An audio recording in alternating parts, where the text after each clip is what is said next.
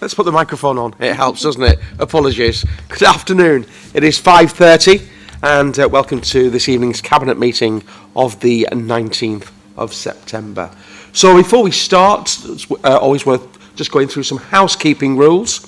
We are not expecting any fire alarm testing today, so in the event of an evacuation, you will hear a recorded message requesting you to evacuate the building. Please leave by the nearest exit and the Riviera Centre staff will assist you.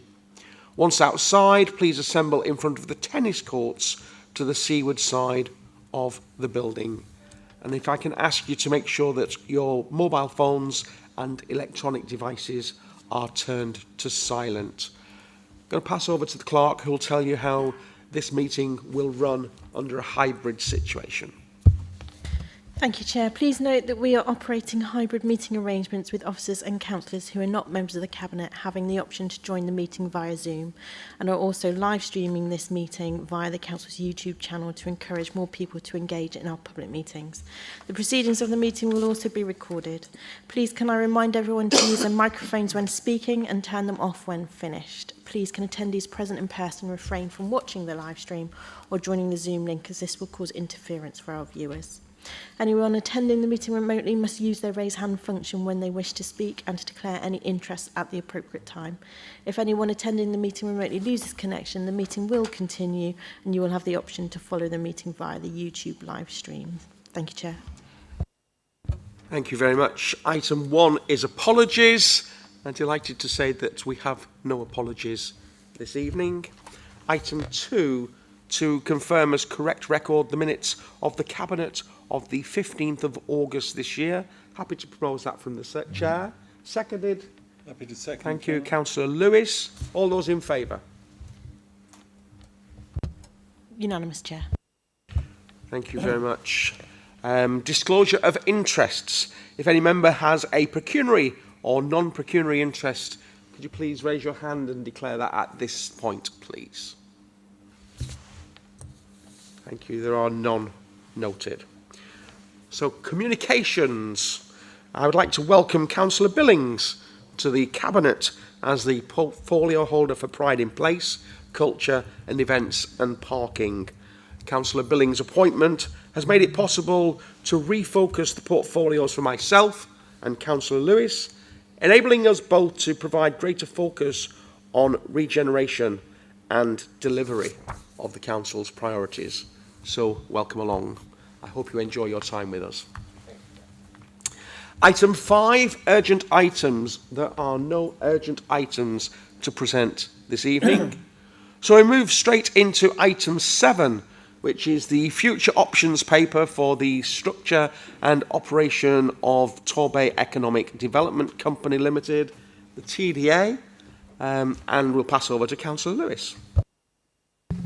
Thank you very much indeed, Mr. Chairman. This report, which can be found on page 4 of the document, and it's a recommendation to Council, which actually takes place tomorrow night. So from this Cabinet, that recommendation will then go forward. I'll read out the first bit of the recommendation, that is, Torbay Economic Development Company be dissolved with the Chief Executive overseeing the practical arrangements for the same, which includes point 2. And if I can say a few comments, this administration is about delivery and making difficult decisions. And this is a difficult decision which hasn't been taken lightly. We believe the best way forward for the deliveries of the Bay is to bring the TDA in-house.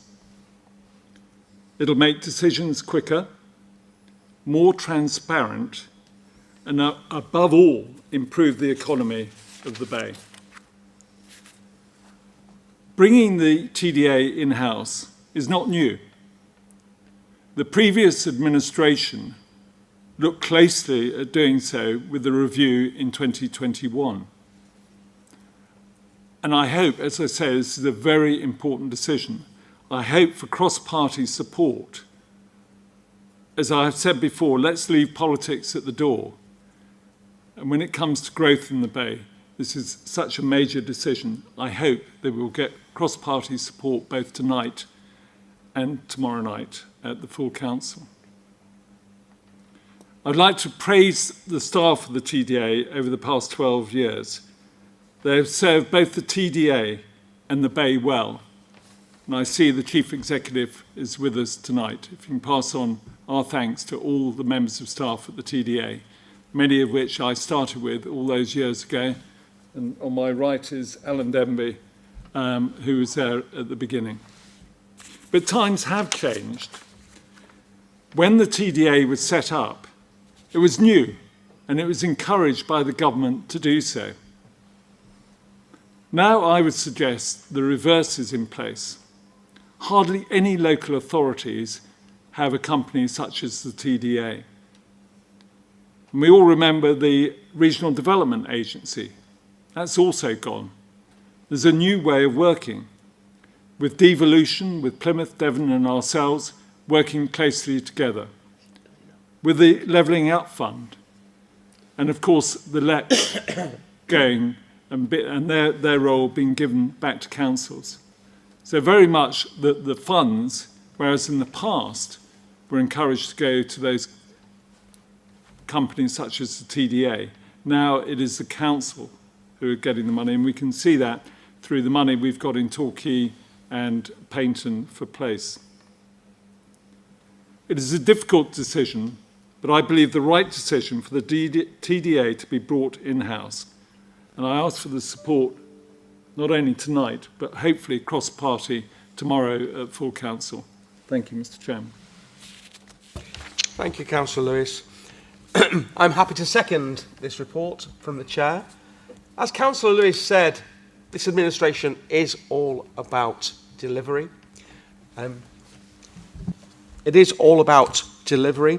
I'm delighted that there has been a number of opportunities on the run-up to the decision tonight for members cross-party across the whole of the council to have informal conversations with officers where they were allowed to ask whatever questions they had, to get the questions, or more importantly, the answers to those questions. And that actually culminated in a briefing of the whole council, which took place last week. That was basically on the back of those individual group meetings.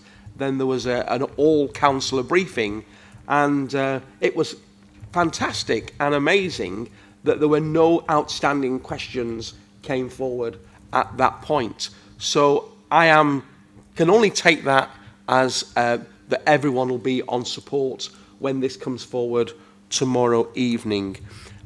Probably won't say much more at this stage. Happy to say a lot more tomorrow evening.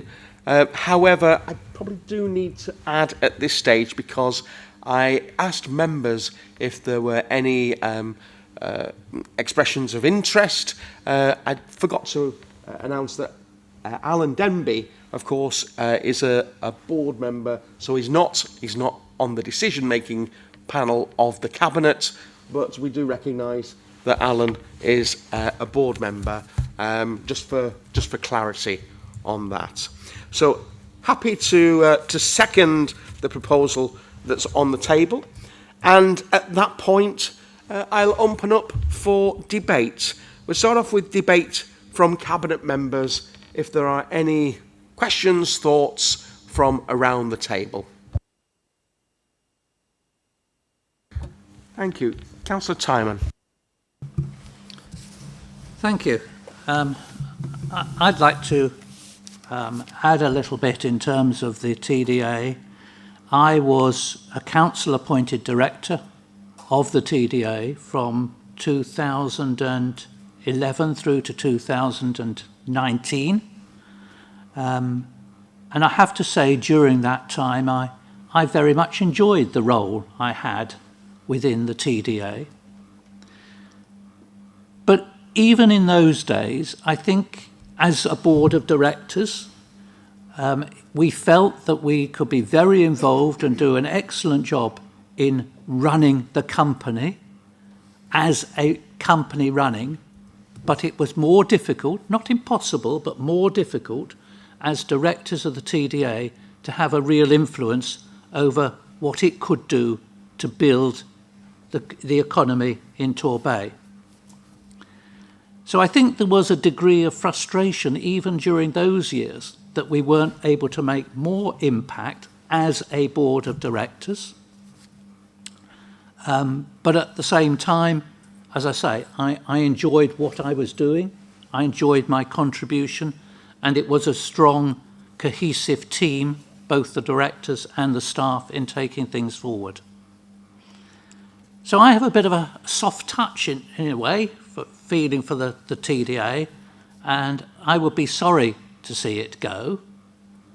But I do feel that, as was pointed out by my colleague, Councillor Lewis, it is about delivery, and with circumstances changing, I think that delivery can be better served now with the TDA being more integrated into the total activities of the council, integrated into its planning, as well as its delivery.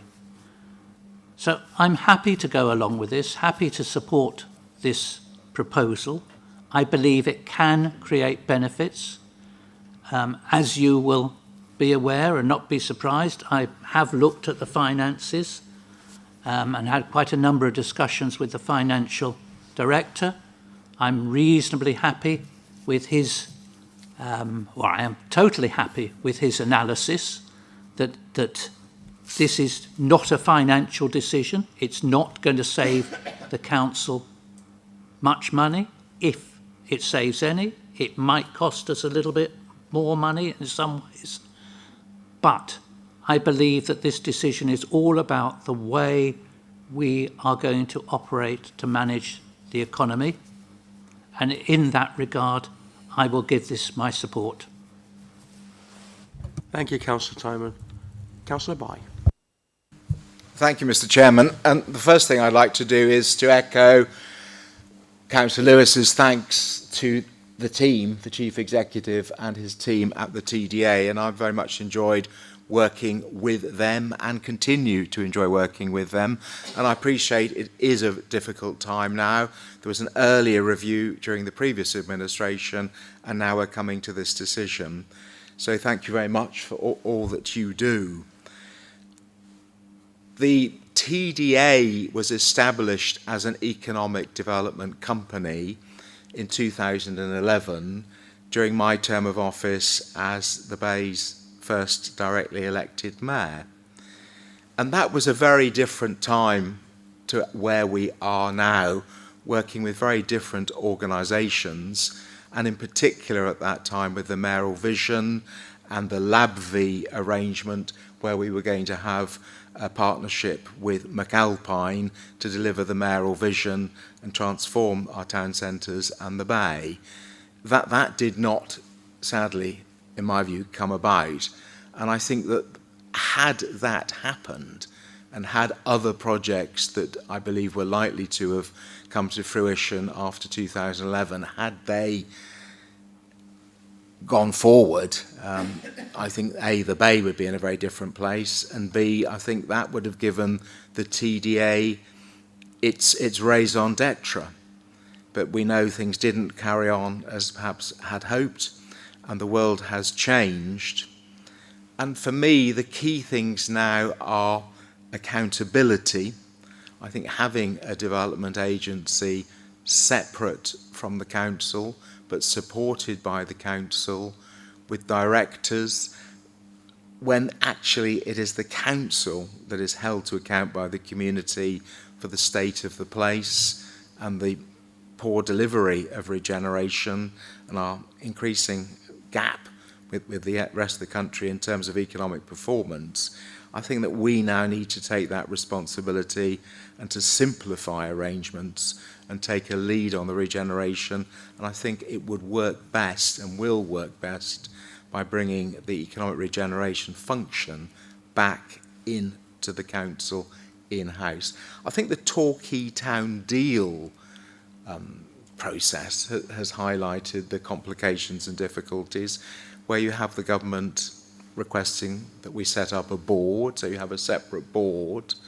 You then have the TDA as a separate organisation with their chief executive and their directors and their board as delivery.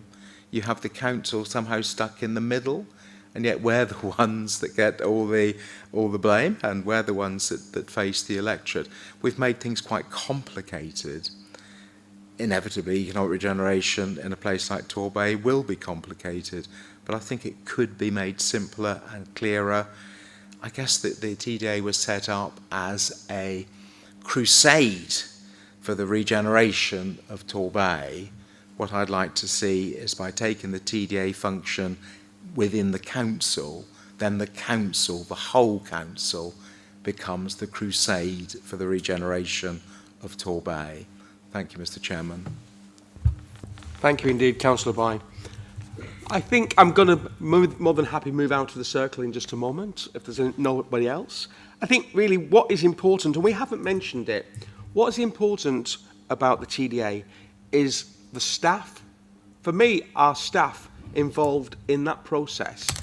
The name may change, but the work that the council needs to do is the same work that needs to do last week, tomorrow, the week after. And this report sees those staff moving across into the council. There are no redundancies in play. I think that's really important. If you are a member of staff in the TDA, there are no redundancies in play here. Councillor Bye spoke about some of the extra things that are in play. We also now have the place board, which is, born out of our Torbay strategic partnership. And it's all of those players around the table, which is what the TDA was trying to do, 2009. So that bit hasn't changed. The way it's delivered is being changed. And probably for me, the only other thing that's worth mentioning at this stage is we are on that levelling up agenda with government. And one of the reasons we are on that levelling up agenda with government is because our GVA growth has just not been there. We have seen no improvement in our GVA. And as sad as it seems, one of the reasons why we're actually in the top of that levelling up pot is because our economic growth has not been there. So for me, this talks about addressing that GVA, it talks about delivery, and as I started, for me, that's what it's all about. There will be an opportunity for other members of the Cabinet to speak if they wish to in a moment. However, at this stage, I'm going to move outside of the Cabinet. Councillor Long.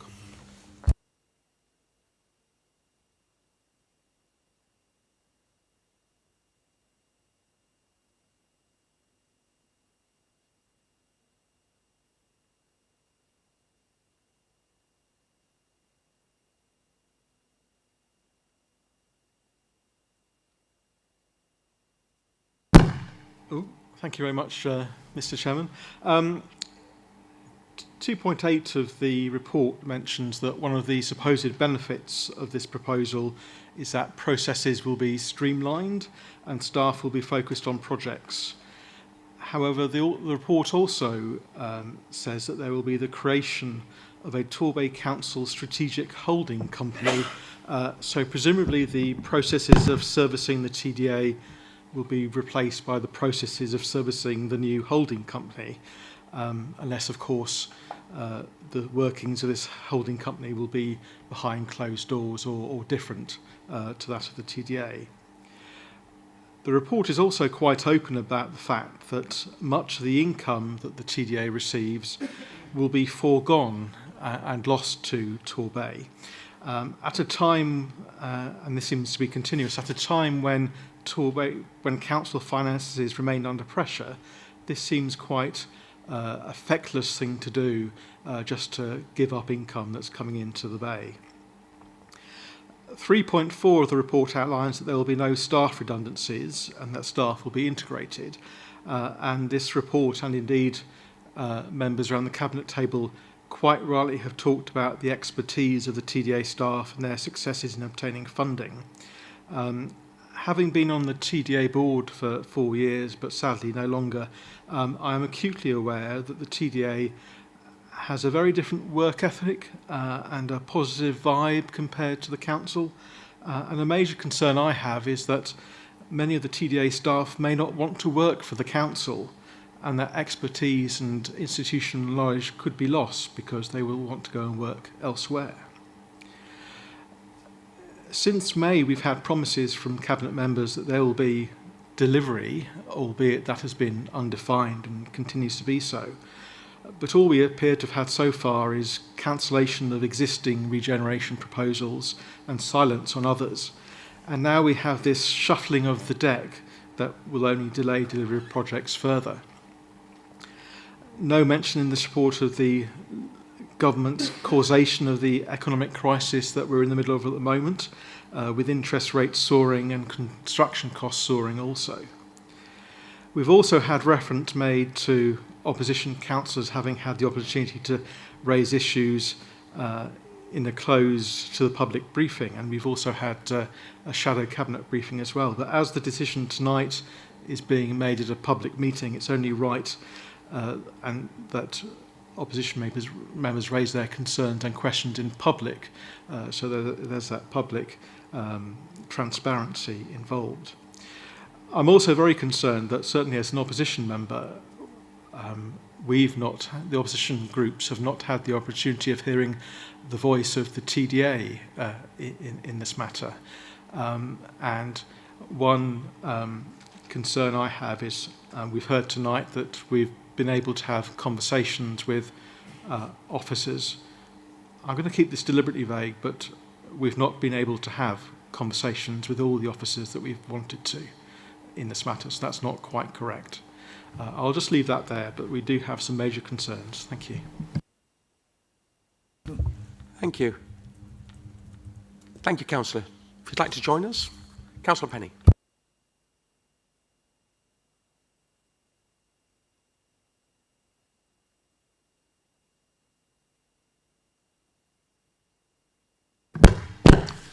Thank you, Chair. Slightly different approach to Councillor Long, but same sort of thrust, I'll be honest. I agree, times have changed. When times change, it may well be necessary to review the arrangements and to better adapt to achieve the Council's objectives. Not a problem. Reassuring also to see that Director of Finance does not materially disagree with the financial assumptions. What are they? They're not actually set out for the public in the report. Given the emphasis being placed by your administration on careful control of finances, it is not unreasonable to expect facts and figures to be included in this briefing to the public that you have set out. It does not clearly state the improved outputs sought, nor indeed, I've written here actually in advance, and any cost savings. Although I was interested to hear just now from a member that it may actually cost a little more. It does actually say that for a short period of time during transition, we have to rely on natural wastage. Having come from a business that dealt with natural wastage, not a pleasant practice in reality at all. And I was going to ask the question about how much is that going to cost us. No, it's not a make or break issue, I totally agree. But given the fact that control of finances is the major item on this so far has emerged since May, it doesn't matter, we'll put, it costs a bit more, so what? I'm not sure that's particularly appropriate.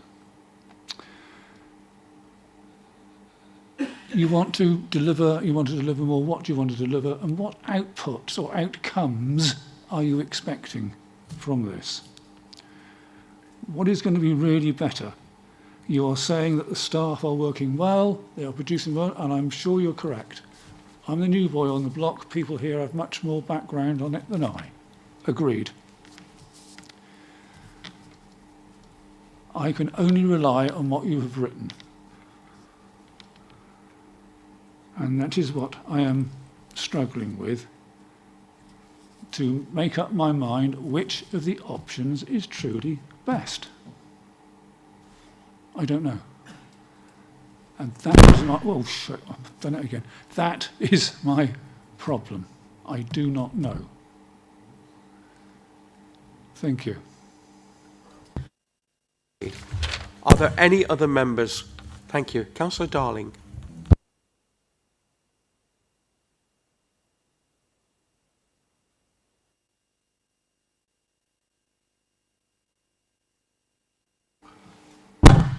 Thank you. So I was interested to hear Councillor Lewis. Sorry, let me start again.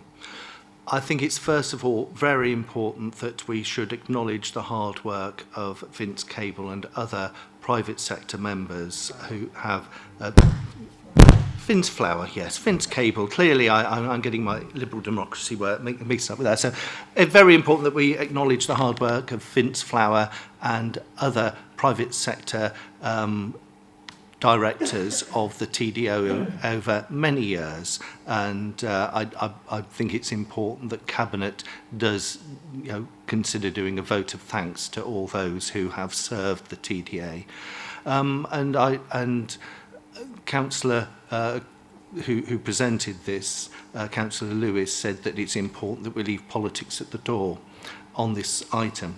If that was the case, why has the administration chosen not to include opposition members in the considerations over the summer around this as an issue? Because this is a long-term issue for the local authority, and one should have anticipated that there would have been that cross-party working. And we've heard from Councillor Long, who is a former director of the TDA, appointed by the local authority, and his concerns, and Councillor Penny, who is a former national member of the NAO. So, these are people who have either been embedded or understand what you need to have in front of you to make these informed decisions. And that this is the challenge that we face, is that there is a lack of information. We raise this with officers, and we're hoping that we would get more information. As Councillor Long has alluded to, we're disturbed that we've been met with, we need to put things in writing to you for further information when we're exploring this further. And I've had a conversation with a member of the board of the TDA, and why, Cabinet members, are we not hearing that voice of the TDA? As we haven't heard what their views were on this. They've been in the cockpit on this, and yet there is a wall of silence around this at this very important meeting. I also understand that the TDA have have commissioned a piece of work, legal work, to see what the possible impacts are. And the findings from that report is that there could be significant financial costs to this local authority. And yet the Cabinet have chosen not to share this with all elected members, or at least not Liberal Democrats and Independents. I don't know what you've chosen to share within your Conservative group. And so we are effectively in the mushroom factory here as members. We want to make an informed decision. As Liberal Democrats, we are going to be and have been a constructive opposition. But if you don't give us information, particularly when we know that it's there, and this legal report from the TDA, it's extremely disturbing that you've chosen not to share it. What is in it? Why are you choosing not to share it? Thank you. Thank you very much. Anybody else from outside of the Cabinet who'd like to speak? Thank you. In which case, I'll come back to the Cabinet. Councillor Lewis, do you want to pick up on some of the questions that were raised? Certainly, Mr. Chairman. Councillor Long, setting up of a holding company is purely for those activities that are currently being taken out of the TDA that can't come into full council straight away. Therefore, to do it cleanly would be best to have a holding company while decisions are made, procedures gone through. Finance has come up on all three occasions of the speakers. I mean, it is in the report. We've been told that it should be cost neutral. It's not about finance. It's about the long-term future of Torbay and Torbay Council. And clearly, as Councillor Dave Thomas said, someone who's working for the TDA on the Friday, bring it into in-house to the council, would probably be sitting at the same desk on the Monday morning doing the same job. TDA worth ethics, superb. I'd like to think they are in Torbay Council as well. And I would like to think that they will all get on, all be a team working for the best of Torbay. I don't want to divide and rule. Once it comes into the council, we're one team, working together to improve the Bay. We haven't cancelled any regeneration projects. You were in power for 4 years. It takes more than 5 months to sort out the problems we have. We all know what the problems are. I'm not going to go through them again today, but we haven't cancelled any regeneration projects except for the ones that were grossly over budget.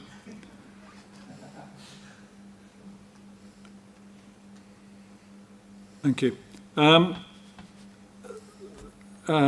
Opposition not involved with the TDA. You have a director on the TDA board. My understanding is that some of the board meetings he wasn't able to attend for some reason. But being on the board, especially at this time, is an important position. And the feedback from the TDA could have been gained through that process. Councillor Penny mentioned finance again. Again, it's not about finance, it's about outcomes. He wanted to know what the outcomes were. The outcomes are regeneration of Torbay. That's what we're dedicated to do, and that's what we will do. Councillor Darling, why didn't we engage with the opposition? We did engage. I think we've had more consultation, more feedback on this than a number of other things that happened over the last 4 years. You have got a board director. If your board director had turned up to more board meetings, maybe he would have learnt a bit more. And again, you talk about finance. I think I've covered that. Thank you, Mr. Chairman. I think I've covered most of the points that are raised. Thank you very much indeed. And I think we're probably at the point of moving to the vote. So the proposal is on the table. It is actually printed in the papers on page 4. It's been proposed and seconded. All those in favour, please indicate. Unanimous, Chair. Thank you very much indeed. Move on to item 8, which is the future options for the structure and operation of TorVista Homes. And Councillor Tyerman, thank you very much. Thank you. TorVista Homes was set up as a wholly owned company of Torbay Council, reporting through the Torbay Economic Development Company. It was set up in 2019. The initial objective of the company, as reported, was to develop and own homes with the overarching aim of maximising income back to the council. As time went on, that changed a little bit, and a secondary objective right from the beginning, but perhaps became more important within that, was to help deliver the housing strategy, and it progressed on that basis. Council approved a loan, or a loan facility, and TorVista proceeded with a number of projects. 2 of those at the Tweenaways, Totnes Road Tweenaways, and at Bishop's Place have come to fruition, and information is in the papers showing you how many units have been completed, 32 in fact, and where it stands. What is clear, however, over time, is that the environment has changed and it's becoming far more challenging to make projects viable going forward, and therefore becoming very challenging to think whether TorVista are going to meet the objectives that were set out. And I think just to give a little bit of emphasis to that, if you come back and remember that the original objective was maximising income back to the council, can be pointed out in the figures in the figures that appear in the table on page 24 of the report, figure 2. It refers to the 2 projects that have been progressed, and okay, no project is the same, and these are therefore only indicative of what might happen on other future projects. But if you look at this, you'll see that the income from rent, the income back to the council, is only barely covering the loan repayment and interest and the property-related service charges and maintenance. From these 2 projects, there is no contribution within these figures to cover the overheads of TorVista.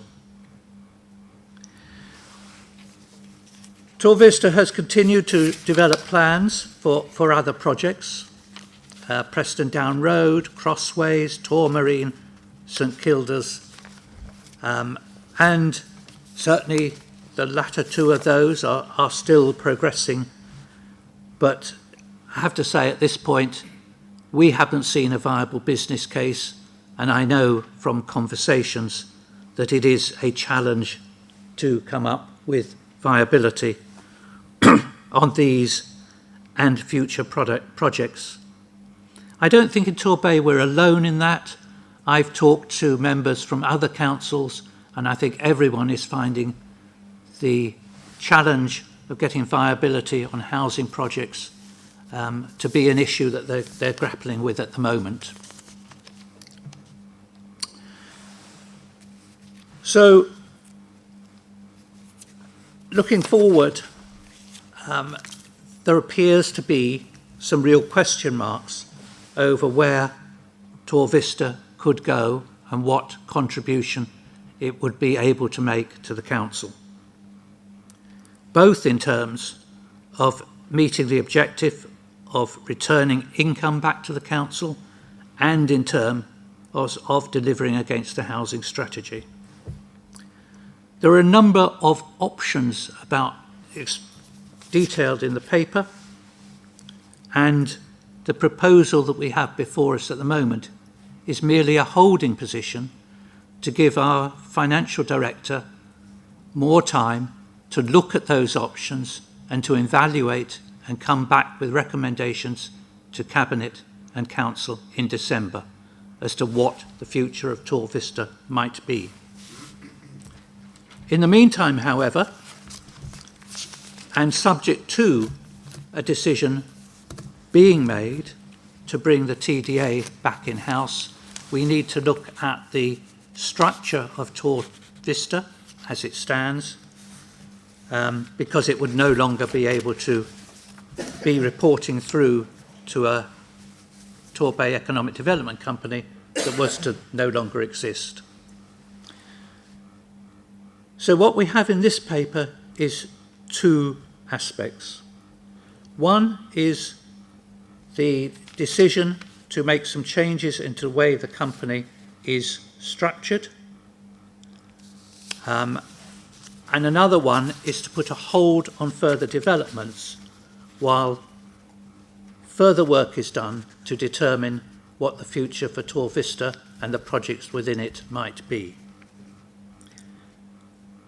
In the short term, therefore, what we are saying in here is that so long as there are viable business cases, the projects to try and bring about St Kilda's and Tourmarine should proceed, but that no further projects should be started without express instructions to do so coming from the council.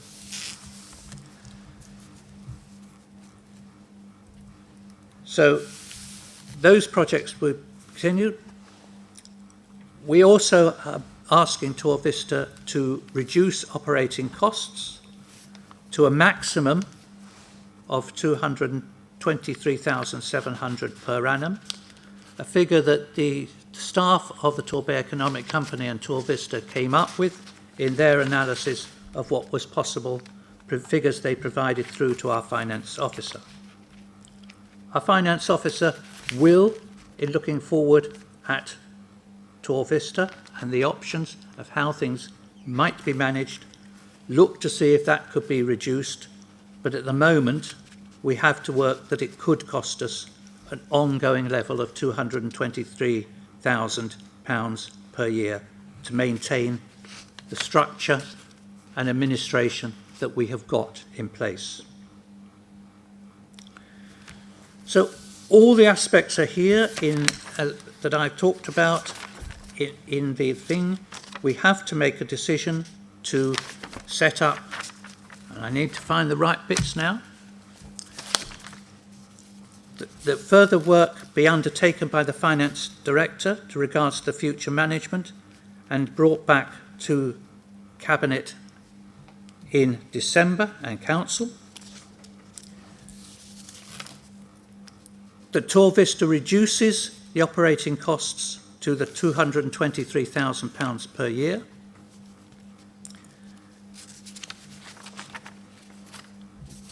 And that we then also recommend to Council that the Director of Finance be instructed to write off working capital loans of 1.5 million that have been made to TorVista to allow it to operate to this point. I need to point out, colleagues, that up to this time, that £1.5 million financing has not been charged to any of the council or its subsidiaries' revenue budgets. It's been put in effectively into a pot with the plan that it was going to be paid back from income in the future. Realistically, in the current environment, it seems highly unlikely that there will be any opportunity to do that, and we believe that now is the right time to say we need to write that cost off. It's the only possible way in which we might be able to look at TorVista going forward and say that it has a role and has a position. If it's got to look at trying to pay back this £1.5 million on top of anything else, I think it just makes any future for TorVista look even more bleak and unlikely. We also need, as a council, and therefore we are recommending to council that it approve revenue funding of £115,000, in other words, half of that £223,700 per year, to maintain TorVista operations for a 6-month period between October this year and March of 2024.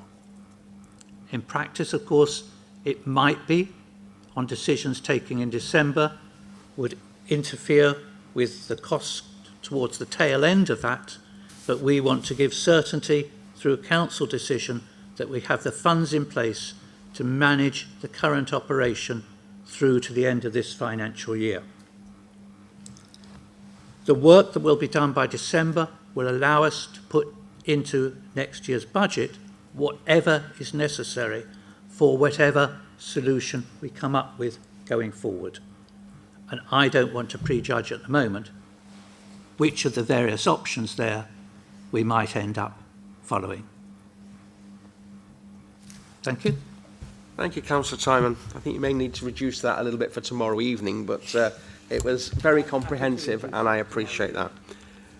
Look, I think from this administration, we set our stall out on two things: delivery and a strong grip on finance. We've spoken about delivery from the TDA, and this has nothing to do with delivery. This is about a strong grip on finance. We've seen at Mid-Devon, just lost £21.3 million through their housing company. TorVista actually has a blank cheque for £25 million that the previous administration put through. There was nothing attached to it. They could just spend it as they wanted. That was a decision taken probably 2 years ago. The original decision was for £1 million. That had to be increased to 1.5. So is this decision for TorVista about money? Yes, it is. Unashamedly, it is about money. £1.5 million immediately, that's what the council's got to find. That means that's £1.5 million of items that we want to do for the bay that we can't deliver. Why can't we deliver it? Because we've got to sink £1.5 million into this black hole, ultimately.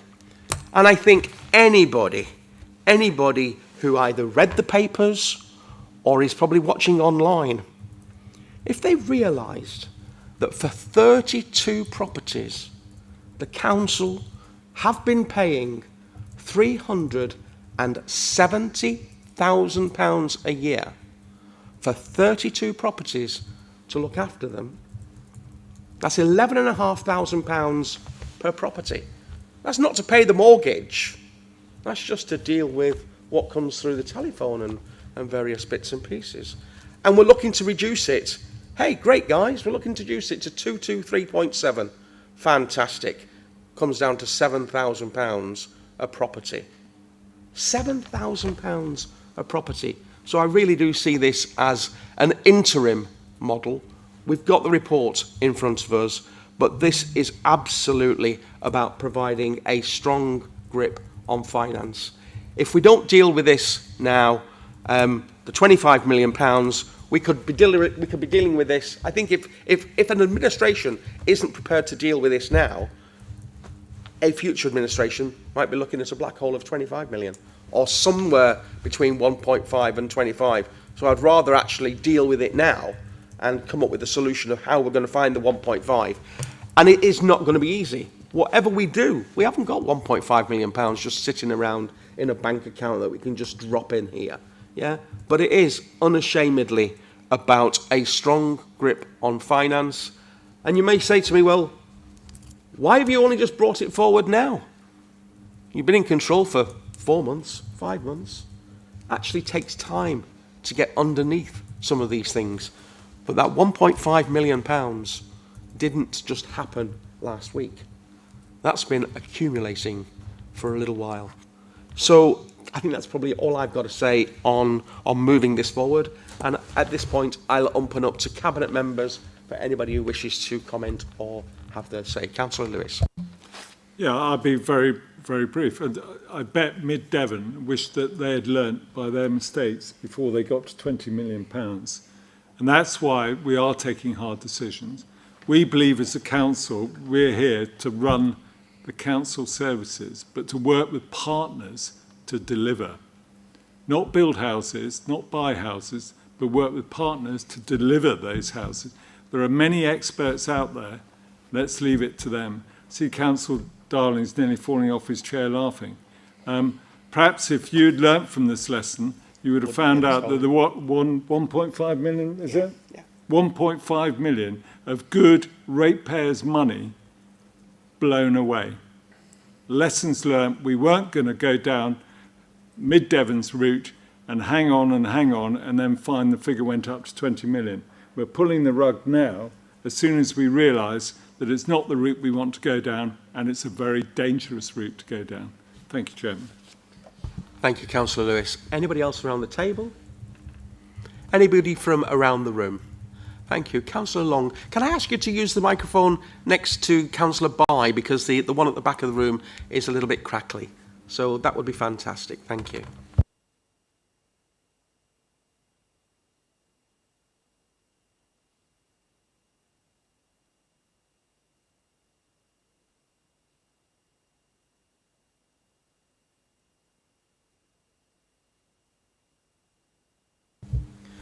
Thank you very much, Mr. Chairman. And the report outlines the cost of setting up TorVista and its running costs to date, but crucial information that we feel is missing from the report is the huge cost of the housing crisis and the huge cost to the taxpayer of housing people in temporary accommodation. In terms of having a grip on the council's finances, that certainly seems to be an area that needs to be tackled. And perhaps the information on what the council is spending on temporary accommodation could actually be included for tomorrow's report to council, so that we get a full rounded picture of what's being spent.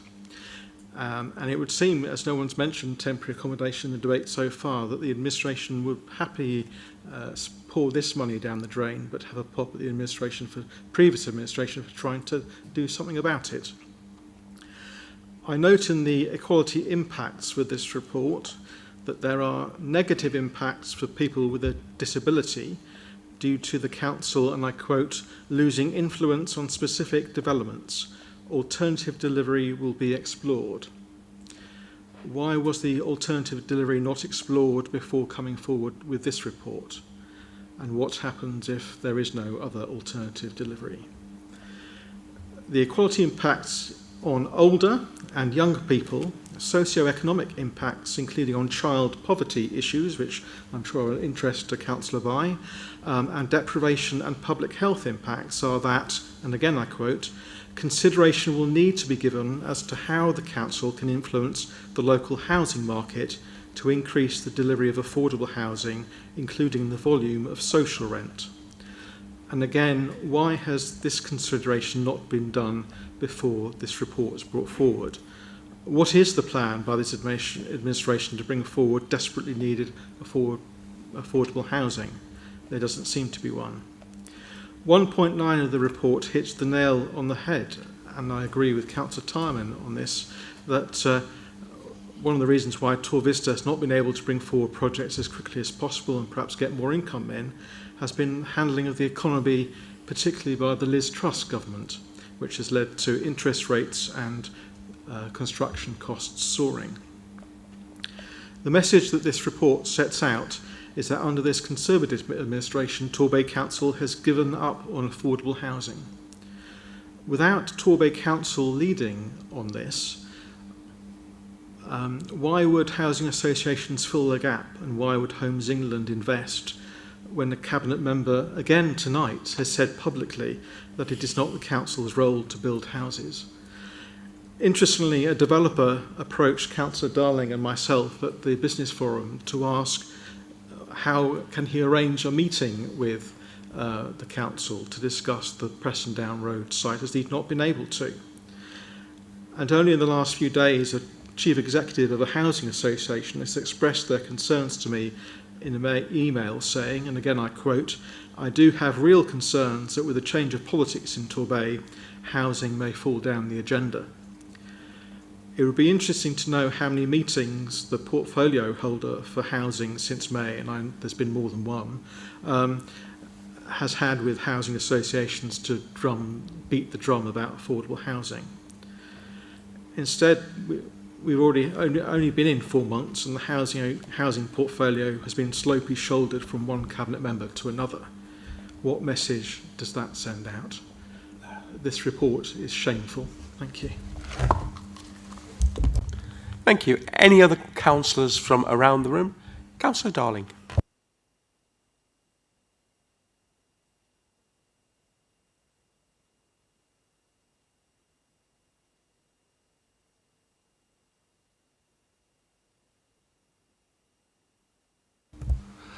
Right. Thank you, Mr. Chairman. And I have grave concerns about this report.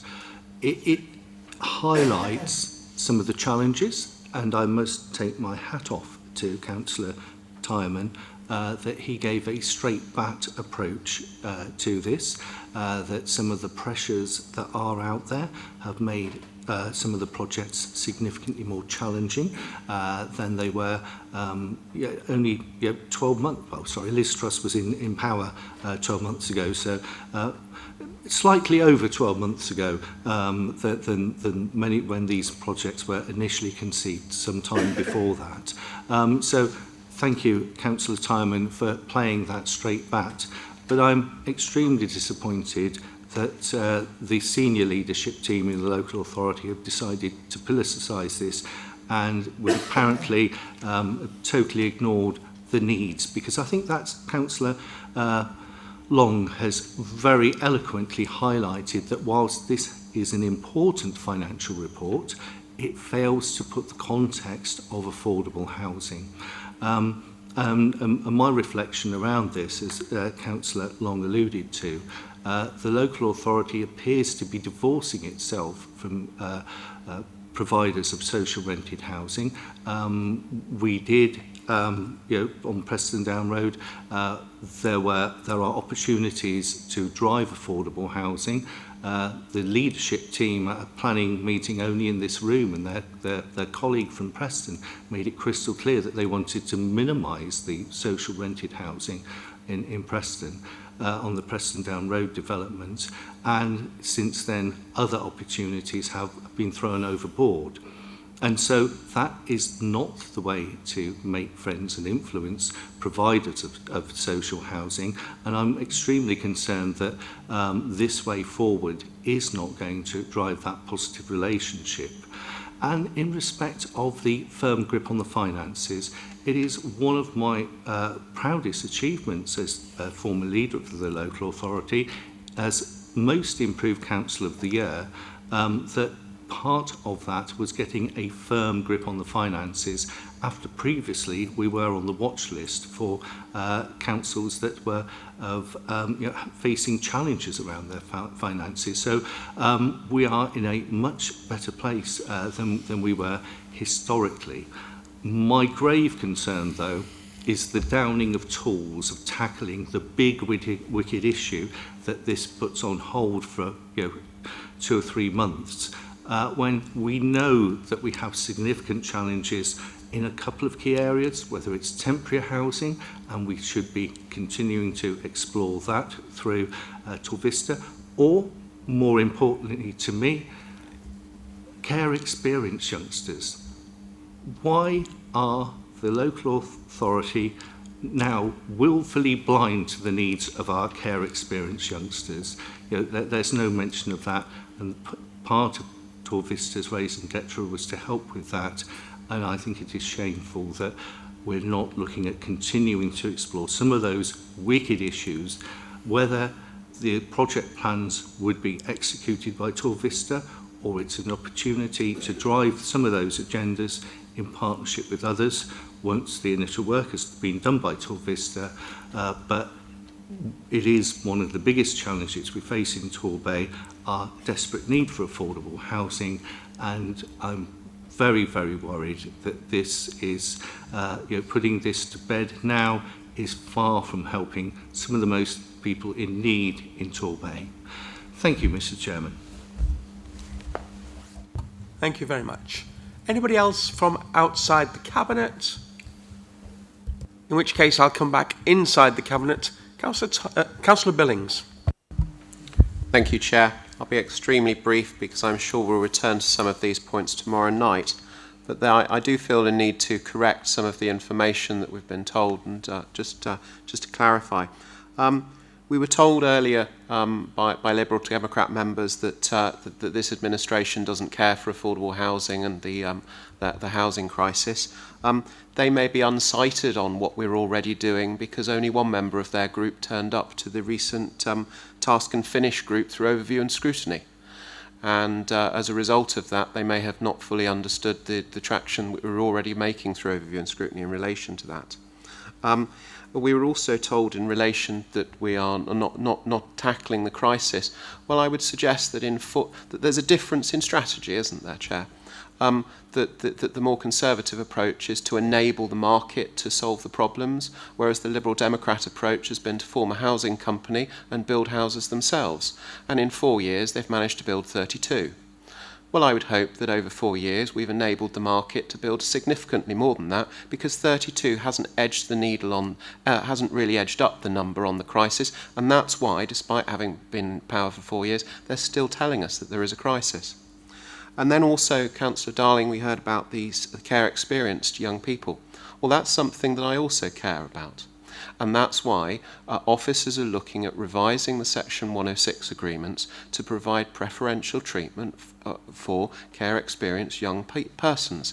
There was a fantastic opportunity for the previous administration to tackle that specific housing need in my ward with the Inglewood Section 106, where there was 30% affordable housing on a scheme delivering 370 houses. So there was over 100 affordable houses being provided there. Not one of them was given preferential treatment to care experienced young people, and yet actually that came forward under the previous administration. That's something we're now looking at. So I think when people are hearing the points just been made, I'm sure we'll return to these tomorrow, but actually we've only heard one side of things, and there is very clear progress that we're making, and hopefully we'll continue to do. Thank you, Chair. Thank you very much indeed. Councillor Bye. Yep, thank you so much. And I must respond as lead member for Children's Services, and before that for 4 years as scrutiny lead for children on the Overview and Scrutiny Board. No one has been more passionate, and no one is going to fight harder to get accommodation for care experienced young people. The progress in children's services overall under the previous administration was good and got us to good, and I will always pay credit to that. But it didn't, I'm sorry to say, make the steps forward in the accommodation and finding accommodation for care experienced young people. The situation has not improved, and I'm absolutely determined that it does now. But you've got to be a strong council, and a financially strong council, to help the weak and the vulnerable. And what has happened with TorVista, I'm so sorry to say, is that very significant debts have been run up, which we now have no option other than to write off, with the shameful, to use a popular word from colleagues elsewhere in the room, a shameful poor delivery of affordable homes. And again, a complicated approach to tackling our housing crisis. Clearly, you need a scale to be an effective provider, developer, whatever the correct word is, of social and affordable housing. TorVista hasn't begun to reach that, will never reach that, and if it attempted to do so, would incur further significant debts.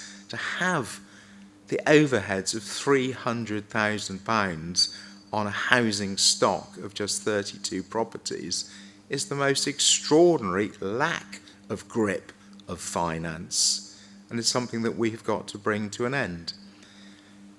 Why, oh why, does the previous administration, if all wonderful, wonderful in favour of TorVista, why then did you go off and appoint a different organisation, duplicating resources, to acquire the 30, whatever it is, units of housing for temporary accommodation, doubling overheads, more fees, more charges, less money, in fact, available to support those in need? Absolutely committed to support social, affordable rented accommodation. I voted on the planning committee for the development at Hatfield Cross. That, according to the signs, is being delivered by Sanctuary. Sanctuary we brought in to take over what was then poor-performing Riviera housing that I inherited in 2005. More duplication. You know, if Sanctuary can develop, I think, twice the number of homes at Hatfield, I think it's something between 50 and 60. So getting on for twice the number of the entire TorVista stock, and can do that, surely we should support those organisations, work in partnership with those organisations like Sanctuary to support the development of much needed social rented accommodation, affordable rented accommodation. Doing it ourselves, duplicating costs, going further and further into debt. So absolutely, it's imperative that the Council takes this decision. Thank you so much. Thank you very much indeed. Councillor Tyerman, anything that you would like to wrap up with? Yes, thank you. I just would like to pick up on the issue raised by Councillor Logg regarding the temporary accommodation. We actually think that the initiative put in to purchase properties, the £10 million that was allowed, was a very sensible move, and for that I give credit to the previous administration.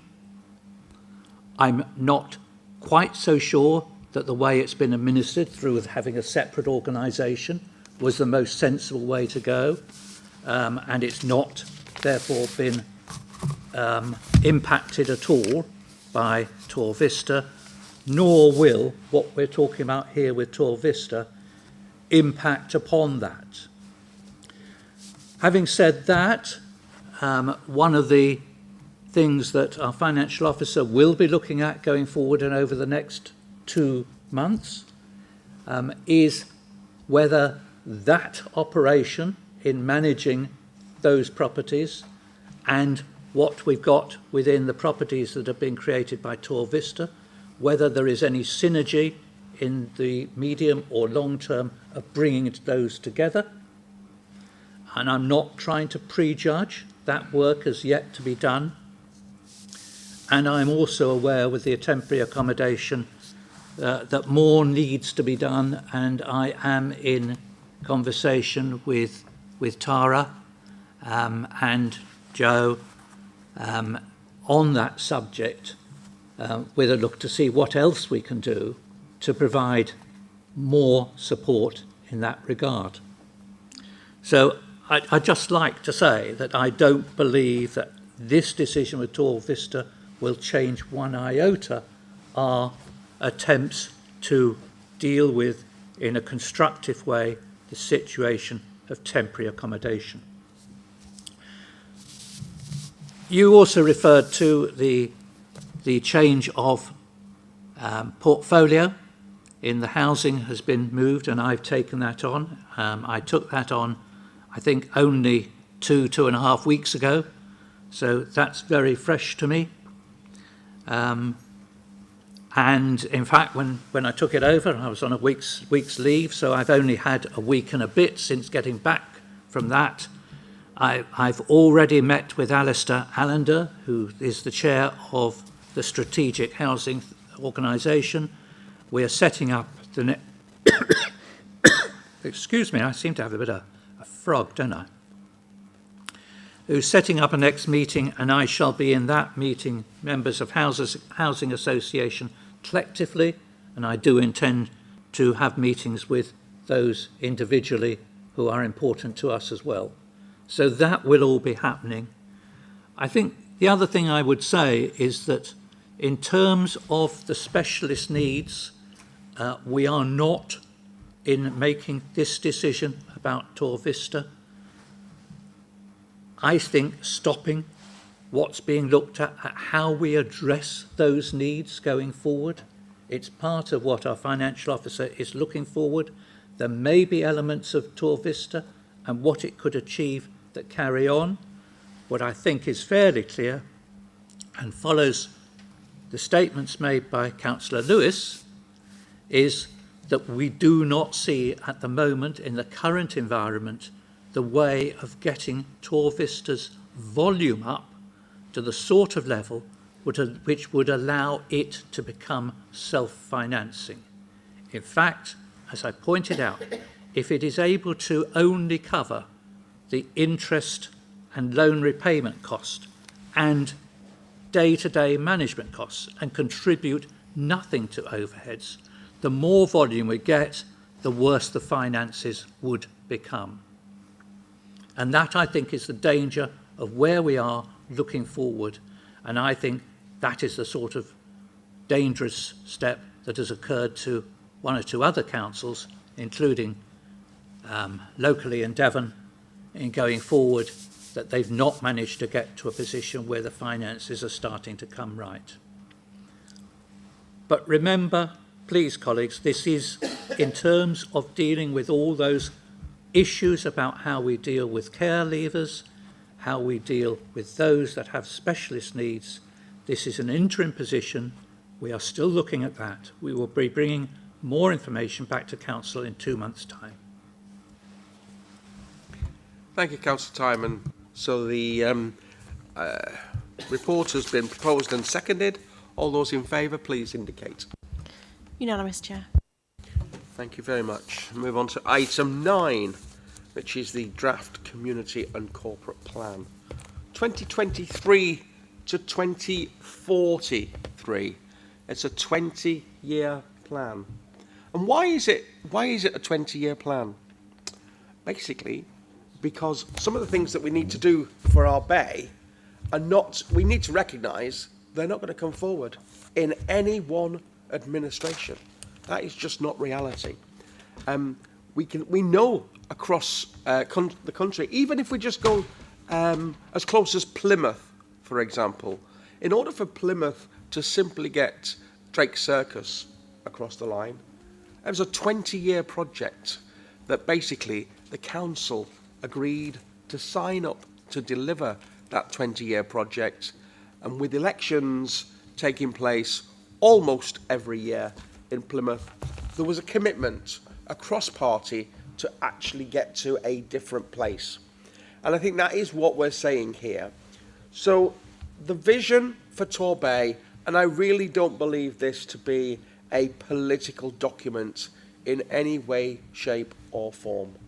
If you go back to when Torbay Council, or even when Torquay Council was set up, you'll see that it's a Latin inscription, Salus e Felicitatus, which is health and happiness. And what we've done, we've taken this as our vision, health, happiness, and we've added prosperity onto the top of it. So our vision for Torbay for 20 years, and this isn't the Conservative ambition. I believe that this should be the council's ambition. There should be no reason for us to be political over the community and corporate plan. When a business plan comes forward and we potentially highlight what we want to do with our administration to feed into the corporate and community plan, I think that's the time to be political. But at the moment, what we're saying is, in 20 years' time, we want our communities to be healthier, we want them to be happier, and we want them to be more prosperous.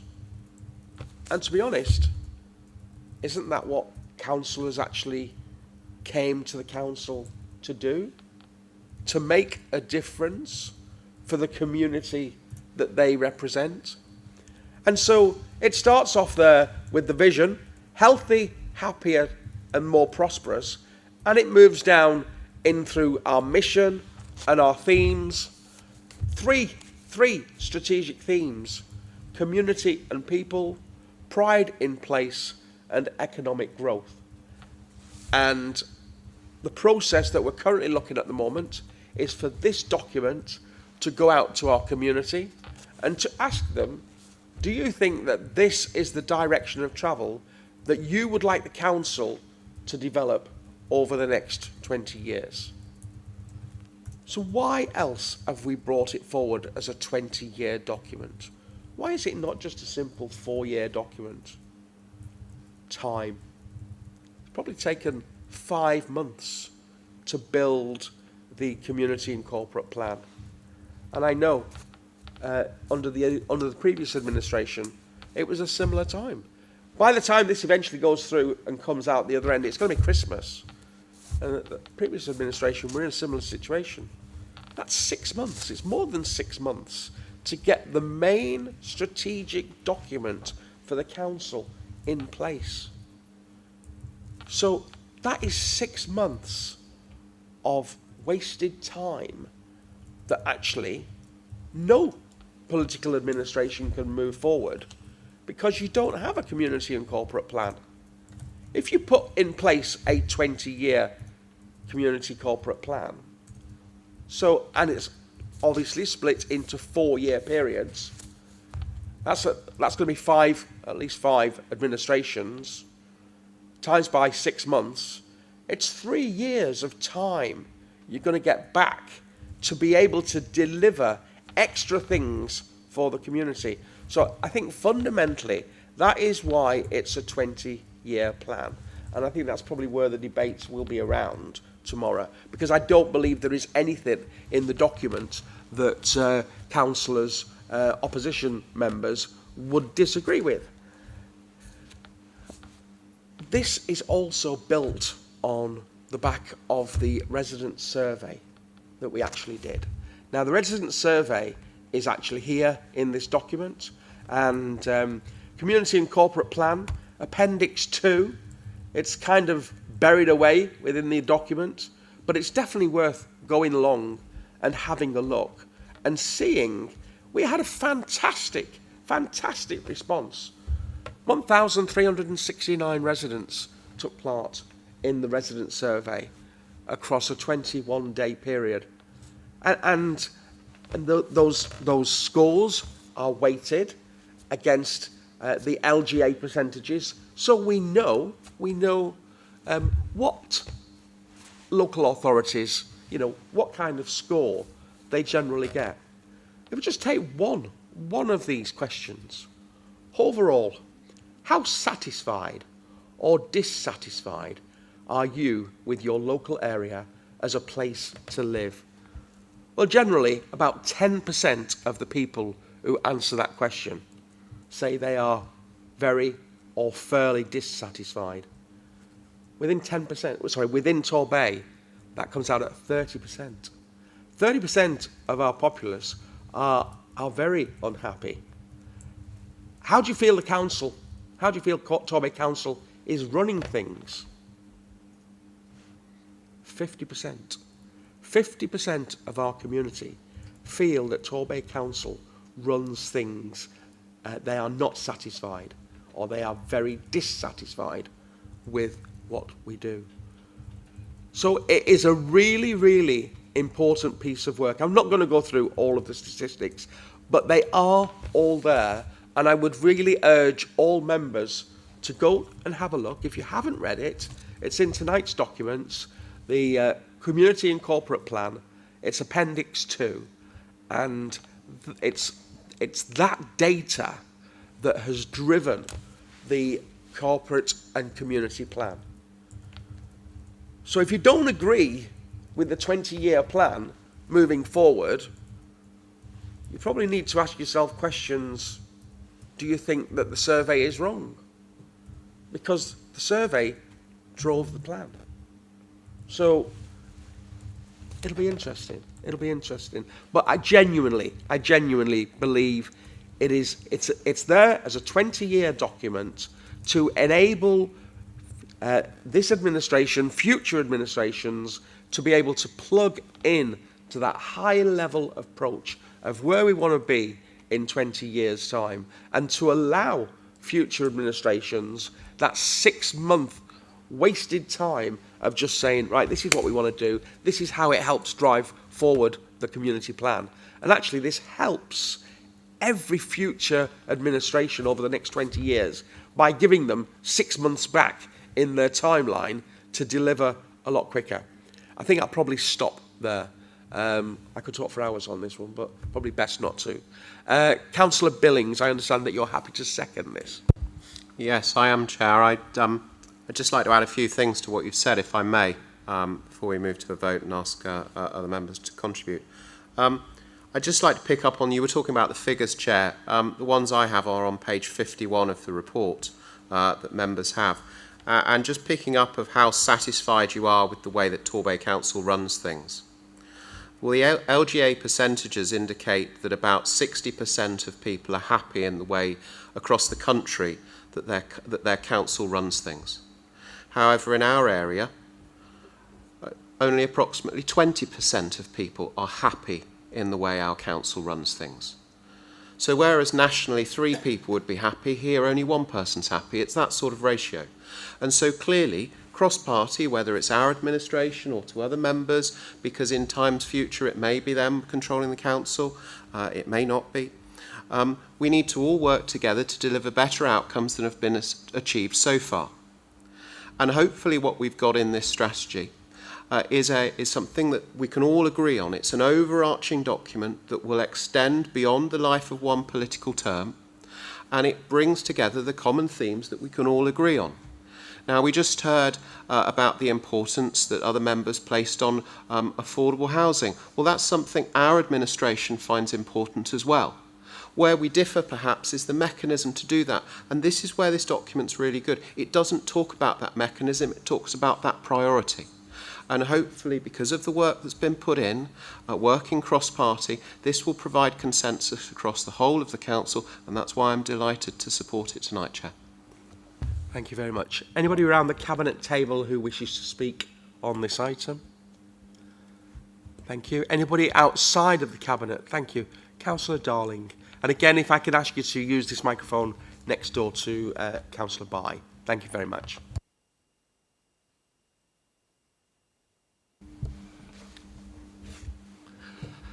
Thank you, Mr. Chairman. And I do welcome that this is more than 4 years, because clearly we should have a long-term vision. And the more that we can develop cross-party working around our long-term visions for Torbay, the better, because the reality is that in politics, probably 80% of it members can agree on it. It's only that 20% that we probably have any or significant differences on in respect of how our ambitions for our local communities. So I do welcome this for a longer term, beyond one administration is extremely important. Some of us came together in the Meadfoot room to explore our hopes and fears for the future of Torbay.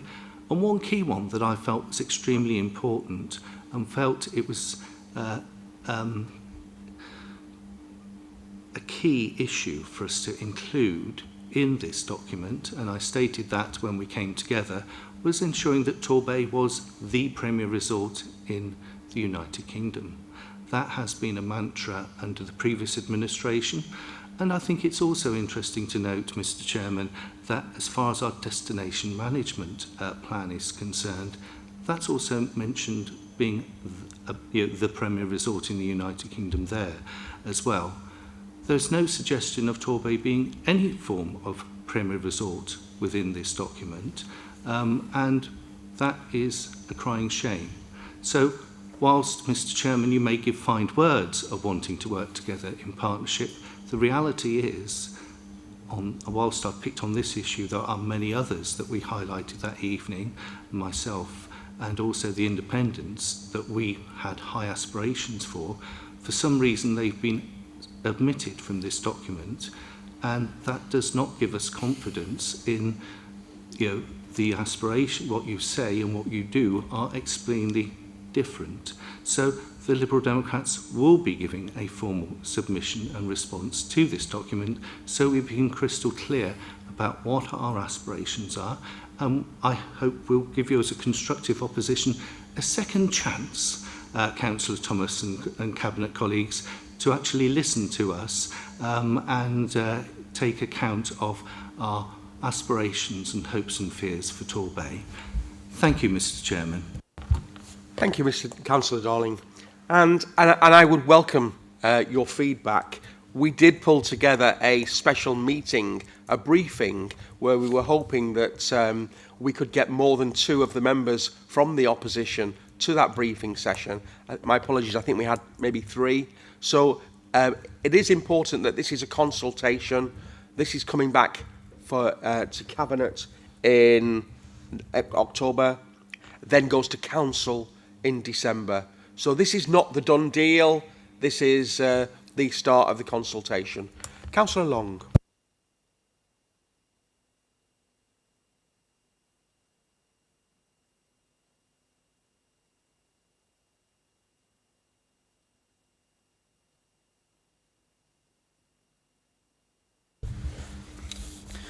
Thank you very much, Mr. Chairman. And I was interested in the equality impacts for this report. For the people who are lesbian, gay or bisexual, and also separately for the transgender community, it says in there that the aim of the plan is to have a positive impact on this group. This will be tested through the consultation period. However, there is another item on this agenda, I think it's the big plan, where under this same item on the report, it says the council can't identify that group because we don't have any data, and that the system won't be in a position to be able to identify the community in that group for another 2 years. So it will be interesting to find out how that consultation is going to take place, or will it be in year 3 of the 20-year plan that will happen. Just on, you mentioned, Mr. Chairman, that the process for this plan was the same as the previous administration. I would just say that under the previous administration, there was at least the partnership agreement that was published well before the community plan, so that people had an idea of the vision of that previous administration. And there was even a Facebook posting video by Councillor Darling and Councillor Ellery, if I believe, outlining the vision of the administration, whereas the only vision we've had so far is Councillor Lewis saying the council doesn't want to build houses. So there was a difference between this administration and the last in signifying the vision. Thank you. Thank you. To just respond, before I respond, any more questions or anybody else wishing to speak outside of the room? Okay, let me just respond to Councillor Darling, who said that it doesn't talk about Premier Resort. So it does, page 43 or page 7 of the report under Pride of Place. In the first paragraph, it talks about we want Torbay to be a place where people of all ages want to live as well as visit, a place where everyone benefits from and enjoys a Premier Resort experience. So hopefully that will quell some of your concerns that the word Premier Resort is not in there. Councillor Bye.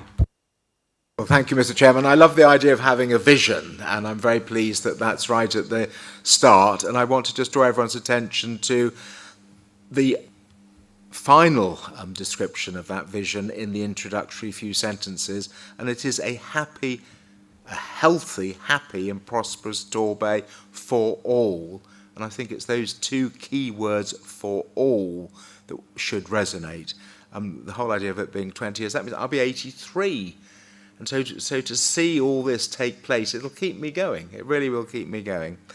I think it's very well written, and I'm particularly pleased that there's very strong commitment to working with the community and voluntary sector. And there's significant references to working with children and young people. There's a very strong focus on children and young people through the plan. So I absolutely welcome that.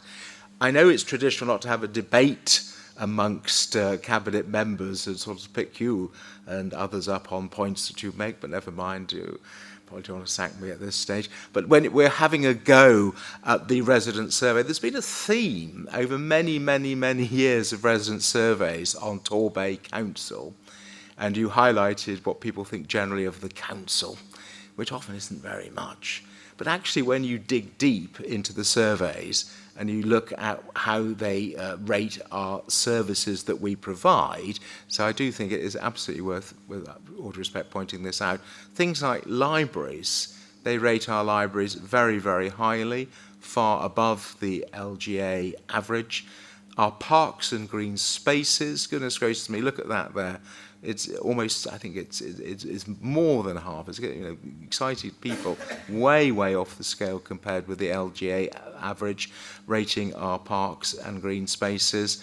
And now I'm very pleased to see, and all credit to those who've made it happen, our waste collection. So, bins, parks and libraries are rated highly by residents. So I think we need to say thank you to all those who've worked hard with the council and for the council to deliver those services. And we know that Ofsted has rated our children's services as good, and we'll come on in a minute to our very innovative approach to social care, which has been nationally recognised as a model of good practice. So it's something about maybe how we are. They don't like the council. Maybe there's lessons there. It's how we communicate. Maybe it's how we behave, possibly. But they do like a lot of what the council does. And although they don't seem to think we're very good value, council tax bills in Torbay are lower than almost anywhere else in the southwest. So I thought I would just have a go at putting that record straight. Thank you. Thank you very much indeed. It's always good to have proper debate around the table. So let's move to the vote. We are looking to publish the community and corporate plan for consultation. It will be coming back to Cabinet in November, not October. It'll be coming back to Cabinet in November, and then it'll move on to become a council decision for December. Okay? So all those in favour, please indicate. Unanimous, Chair. Thank you very much indeed. Move on to item 10, which is the Adult Social Care Strategy. Councillor Tranter. Thank you, Chair.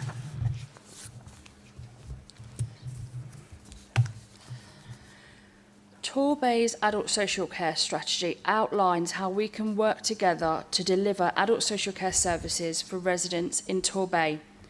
It builds upon the pioneering integrated journey for social care which started in 2005.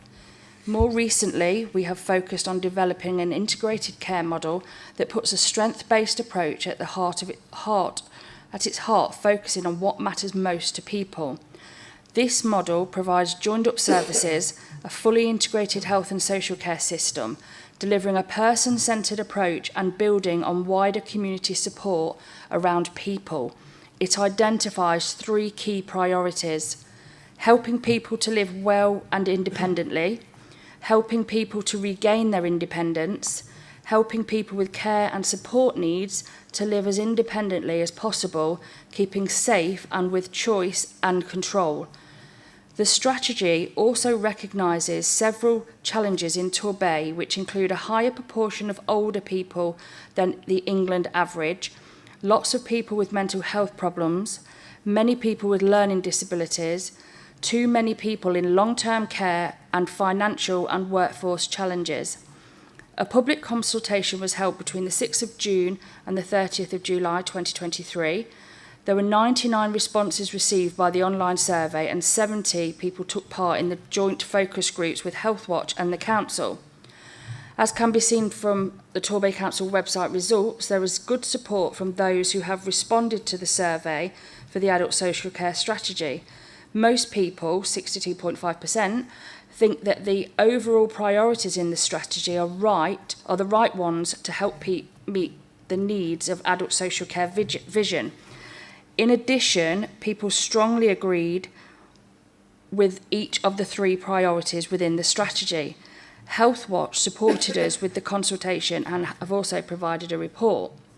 The strategy will be implemented with a variety of work programmes which will emerge in the coming months. This report is also available in Easy Read, and I wish to move the recommendations as attached in the agenda.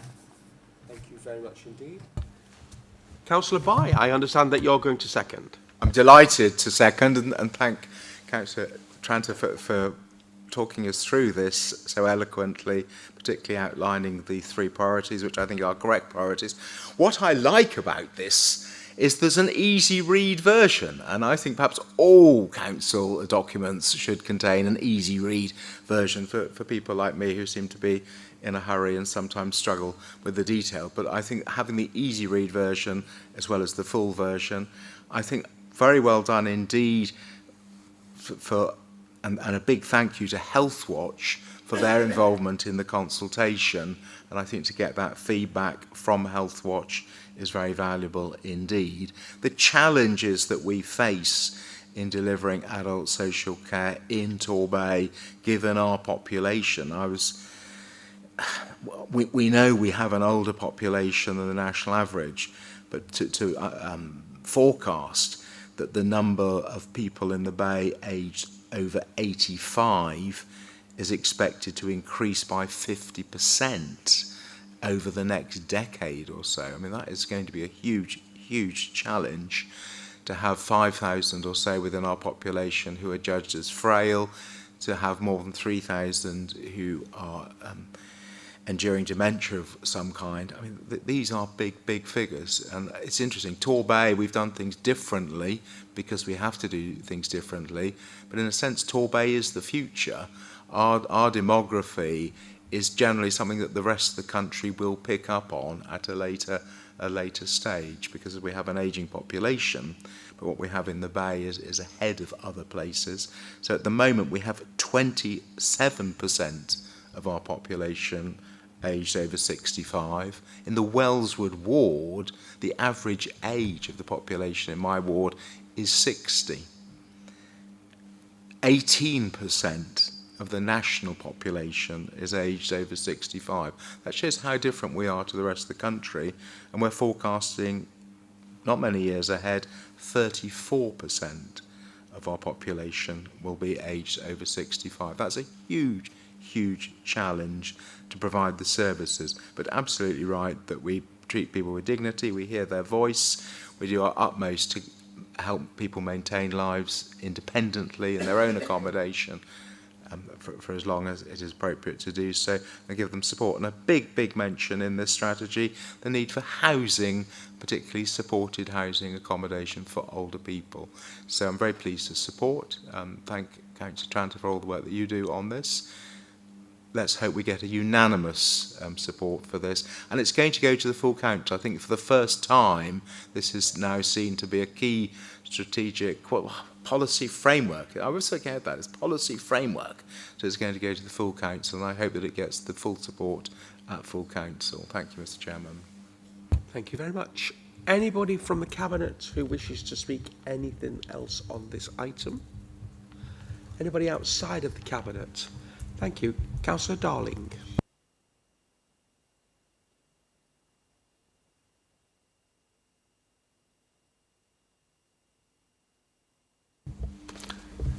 Thank you, Mr. Chairman.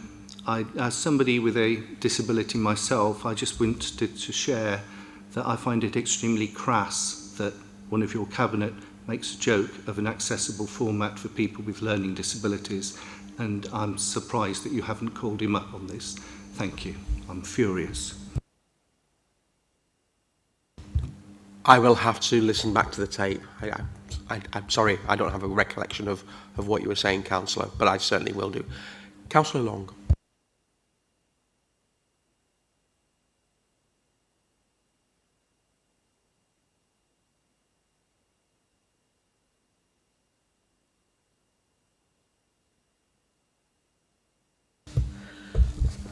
Thank you, Mr. Chairman. I just wanted to highlight, in case colleagues hadn't read it, the Appendix 5, which was the draft strategy for adult social care, and Torbay, the report of the Adult Social Care and Health Overview and Scrutiny, at which there was quite a good debate, and particularly item 2 about making sure that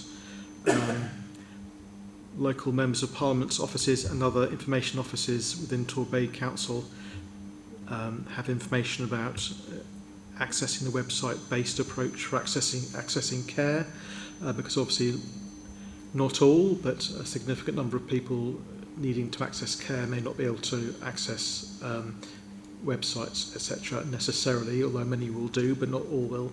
And so other information offices, I imagine, would include people like Age UK or Disability Support Torbay, and those types of offices where people will naturally be going for support, etc. So I just wanted to highlight, particularly from the Adult Social Care and Health OSB.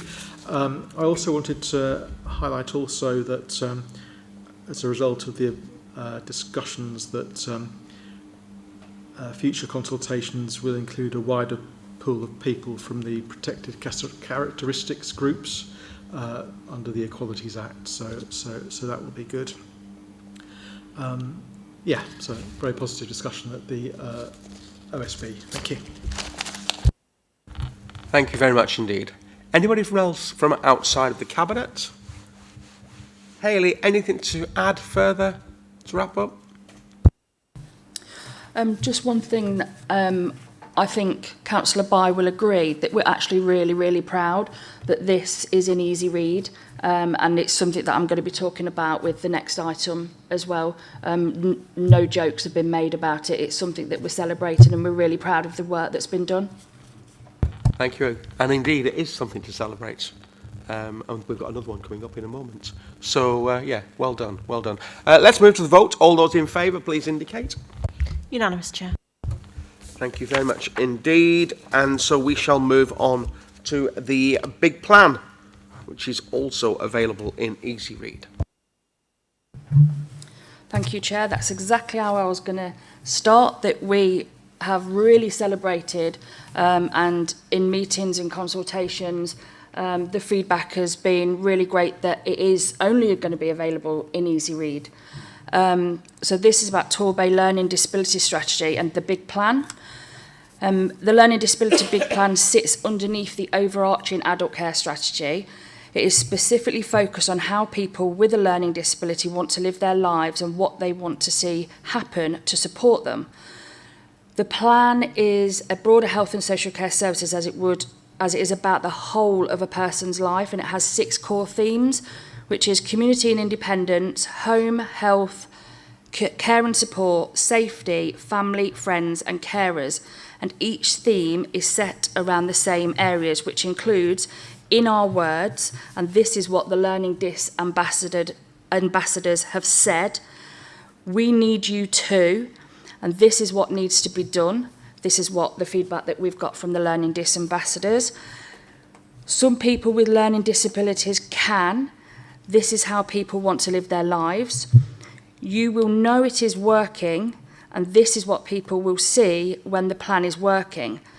The big plan has been co-produced with local stakeholders, including Torbay Learning Disability Partnership Board, Learning Disability Ambassadors and carers representatives. It is largely directed by their own words, as well as informed by national and local policy and guidance.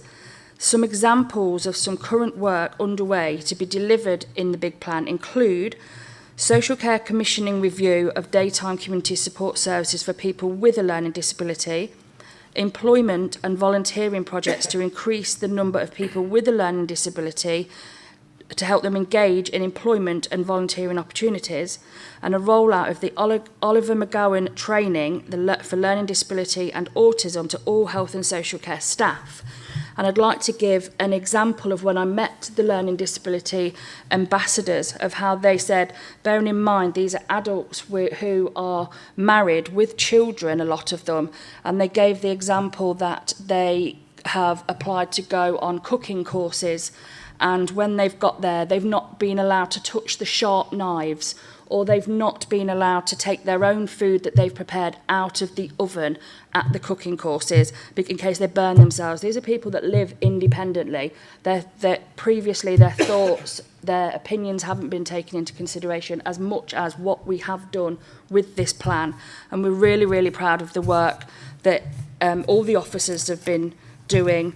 And with regards to Councillor Long's comments previously, and these may bring up on this strategy as well, with regards to monitoring certain groups within society, that's actually an NHS system, and we monitor people as they present to us, but we are currently re-procuring the record system, so hopefully things will change there. And I wish to move the recommendations as in the attached agenda. Thank you very much. Thank you very much indeed, Councillor Tranter. Councillor Tyerman, I understand that you're seconding. I'm happy to second that, and with my voice going, I won't add too much more. That's fine, not a problem at all. Thank you very much. Any comments from around the table? I just want to say what a great piece. My apologies, Councillor Billings. Sorry, Chair. What I would highlight is that this document was considered at the Adult Overview and Scrutiny Board, and I'm sure if he's going to speak later, Councillor Long will remember the positive discussion that there was around the room on it, the very strong support, and the encouragement, seeing as we were talking about making strategies easy read, the encouragement that actually the format of this document, because of the way it was designed to be accessible, it also made the document very concise and very to the point. And I think there was a recognition that actually if we had more council documents written in this way, it would probably allow us to communicate our points as a council better. And that was something that that was strongly thought by members of the board. But I would simply endorse what we have before us. I thought it was a great piece of work, and so did the Overview and Scrutiny Board.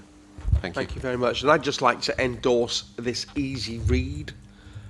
It's the first time this evening that we've had the opportunity to, well, no, we had one previously in the draft, but first time that we're actually dealing with it. And it is important because it's accessible for everybody, yeah?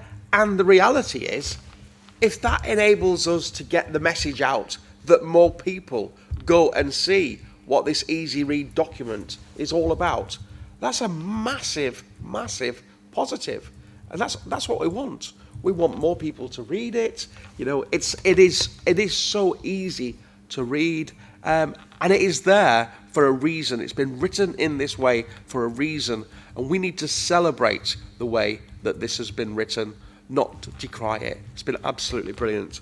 I'm certainly on board, and I know the whole Cabinet are on board with that.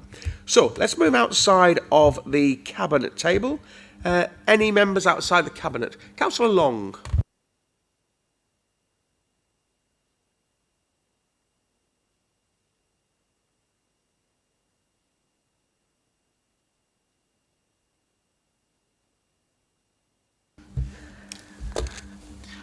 Thank you, Mr. Chairman. And first of all, Councillor Billings mentioned the very constructive Adult Social Care and Health Overview and Scrutiny meeting. I was slightly disappointed that there isn't a kind of note of it within the paperwork for this report, which would be a shame, because I think it would have been useful to have that appendix, because I just think it would have been helpful. There is an appendix with the Adult Social Care and Health's view on the previous report, and it just seems it would have been good to have it on this one. Councillor Tranter is right. I would just draw people's attention to the equality impacts, which says that there's no initial indication that the strategy will have a specific negative or positive impact on relation to people who are lesbian, gay or bisexual, and also the next one is transgender is the same. Unable to fully identify, need identified to improve data analysis on ethnicity profiling as part of the outcome monitoring of the strategy. It's 2023 people, and I think really we should be able to identify people from all our communities.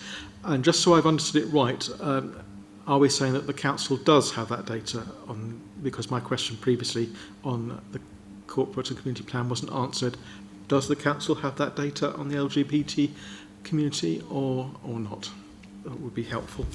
And yes, that was it from me. Thank you. Thank you. Anybody else outside of the Cabinet? No. In which case, happy to go to Councillor Tranter to wrap up. Unfortunately, our Paris system doesn't record that information. But we will work on this and we'll sort out something that and get a satisfactory conclusion to that. Thank you. Thank you very much. So this has been proposed and seconded. All those in favour, please indicate. Oh. Unanimous, Chair. Thank you. Third time lucky. Fantastic. Ladies and gents, councillors, we have another 7 items still to go. So at this point, I am going to take a short recess, and I would suggest that we have a 10-minute break. Thank you very much indeed.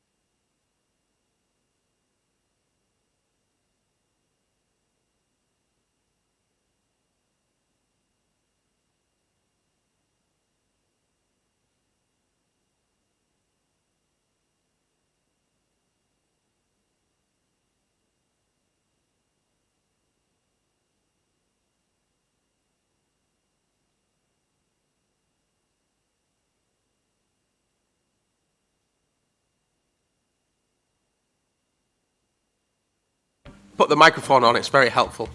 Thank you very much indeed. Welcome back to part 2 of this evening's Cabinet meeting on whatever day it is. I've lost track of days now. 19th of September. There are 7 more items to deal with. So we'll move on to item 12, which is adult social care, the annual local account 22-23. Councillor Tranter. Thank you very much. The local account summary. This is a statutory annual report that reflects how adult social services that are delegated to Torbay and South Devon NHS Foundation Trust have performed against the National Adult and Social Care Outcomes Framework and the key performance indicators. Specific attention is given to how allocated funds have been spent to ensure value for money is achieved.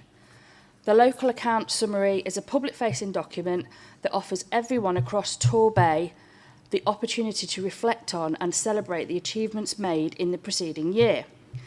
The contents consider service delivery primarily through the lived experience of people who have received and benefited from social care interventions.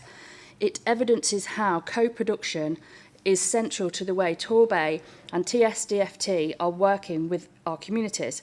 It is a celebration of partnership working between statutory services, public and private providers, and voluntary and community sector enterprises.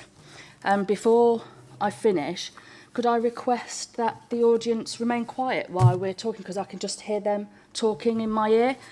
And I wish to move the recommendations as is attached in the agenda. Thank you. Thank you very much indeed, Councillor Tranter. If we could ask for a little bit of quiet in the public gallery so that members can actually hear what they're talking about. Much appreciated.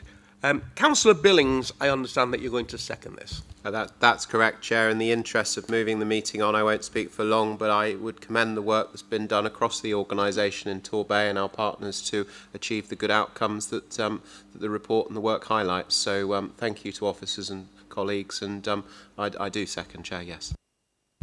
Thank you very much indeed. Anybody else from around the table? I would just encourage people to go to the web link that's in the document. Takes you to lots and lots of really valuable information. So if you've read the document, certainly page 201, the web link is there.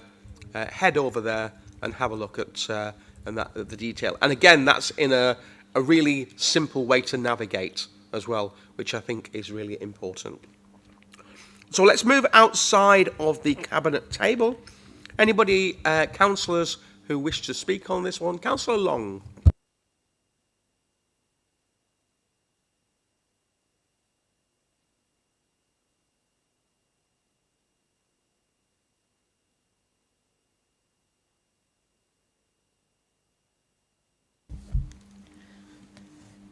Just a brief item, Mr Chairman. My colleague, Councillor Johns, couldn't make the meeting this evening, and she asked me to highlight item 2.4 of this agenda item in a positive way.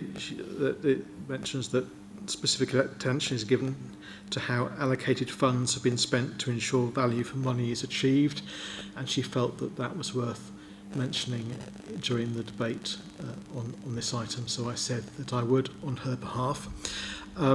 With your indulgence, and you can tell me not to if you like, just to put a record straight from a matter earlier, indication during the TDA... Can I just ask, you're not going to go back over something else, are you? You just mentioned the TDA. Yes. I won't allow a conversation on the TDA, no. But I'd like to thank you for your comments that you've raised, and particularly that specific attention on how the allocated funds have been spent.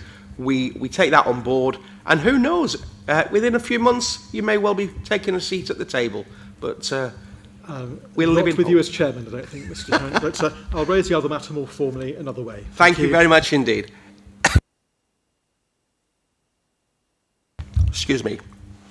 Can I just check, is there anybody else, any other councillors who wish to speak on this item?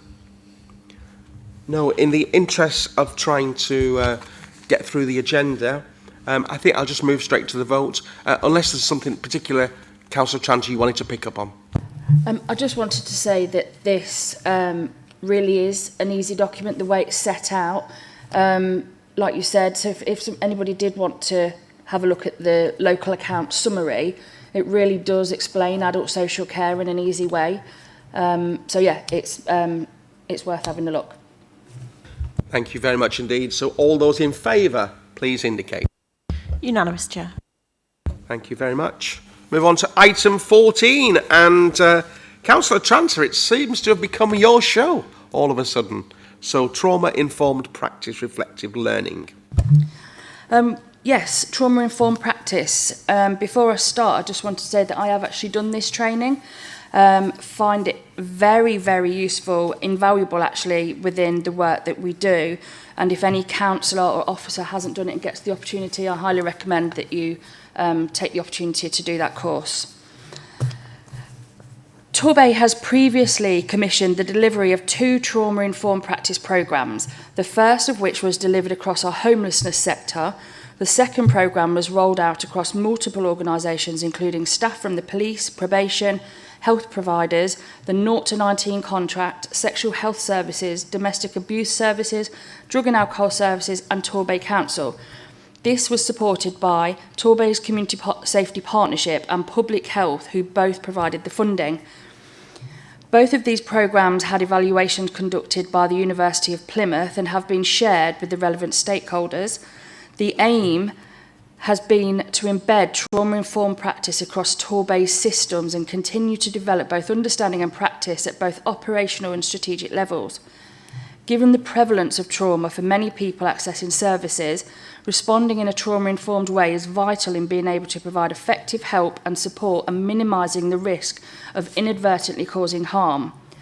The success and reputation of this multidisciplinary programme led to the procurement of the most recent tender, enabling a collaborative approach to commissioning and allowing for further organisations to buy in at a later stage. This procurement will ensure that Torbay is able to continue its investment in the development of being both more trauma-informed and responsive and provide a consistent approach and quality across participating organisations. The funding for this contract has come from Torbay's MCN Alliance, 0 to 19-year-old services, adult social care and Standing Tall DASV partnership, all of whom receive a proportionate number of places. Torbay Council has facilitated the procurement of this multi-agency endeavour and has led on the development of the programmes to date and trauma-informed practices across Torbay. This is more than just training. The programme seeks to help This is more than just training. The programme seeks to help participants understand trauma within the context of their practice and how they best work with people, reflecting on their learning, practice and wider infrastructures throughout. And I wish the move to the recommendation as is attached in the agenda. Thank you. Thank you very much indeed, Councillor Tranter. I'm happy to second this one from the Chair. Interesting to note that we actually had 6 bid submissions for this piece of work, and when you look at sometimes the amount of bids that you actually get coming in, it can be somewhat limited. So I see it really positive that people want to be involved and actually want to deliver this kind of work in Torbay. I think it's also worth pointing out that the bids were scored on price and social value. So it's about also what we're giving back to our communities. And I probably shouldn't mention it, but I will do anyway. Page 205, you'll see a reference in there to Premier Resort, just to mention for Councillor Darling, just to keep him happy this evening. But happy to second that one and move on to any councillors around the table who have a view or anything to add. No, thank you. Anything outside of the... Councillor Darling.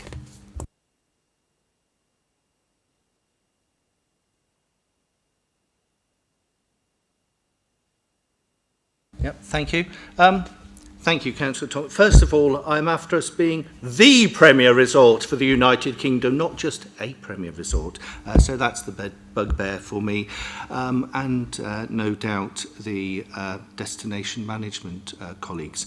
But trauma-informed is really what I was keen to come up here about before you kindly goaded me. And you know, in my 29 years of being a councillor, you know, this training that I participated probably about 18 months ago helped join a lot of dots that I was aware of, but it helped put it in a framework that it was better to understand and draw together, and made sure that you were actually using similar language when you were talking about some of the challenges that people face. I'm also, I'm going to mention cared for children as well on this. I know that not this particular training, but this type of training has gone extremely well for some of our foster families in understanding and getting under the skin, because that's what trauma-informed is about. It's not just looking at the symptoms and looking at dealing with that. It's actually understanding where these challenges are coming from individuals, and then looking at and tackling the root causes of this. And it's only if we have a whole systems approach, and so that's why I would like to welcome that we are taking this whole systems approach around trauma-informed. But I'd like to lay a bit of a challenge to you, Mr. Chairman. Are you going to become a trauma-informed local authority?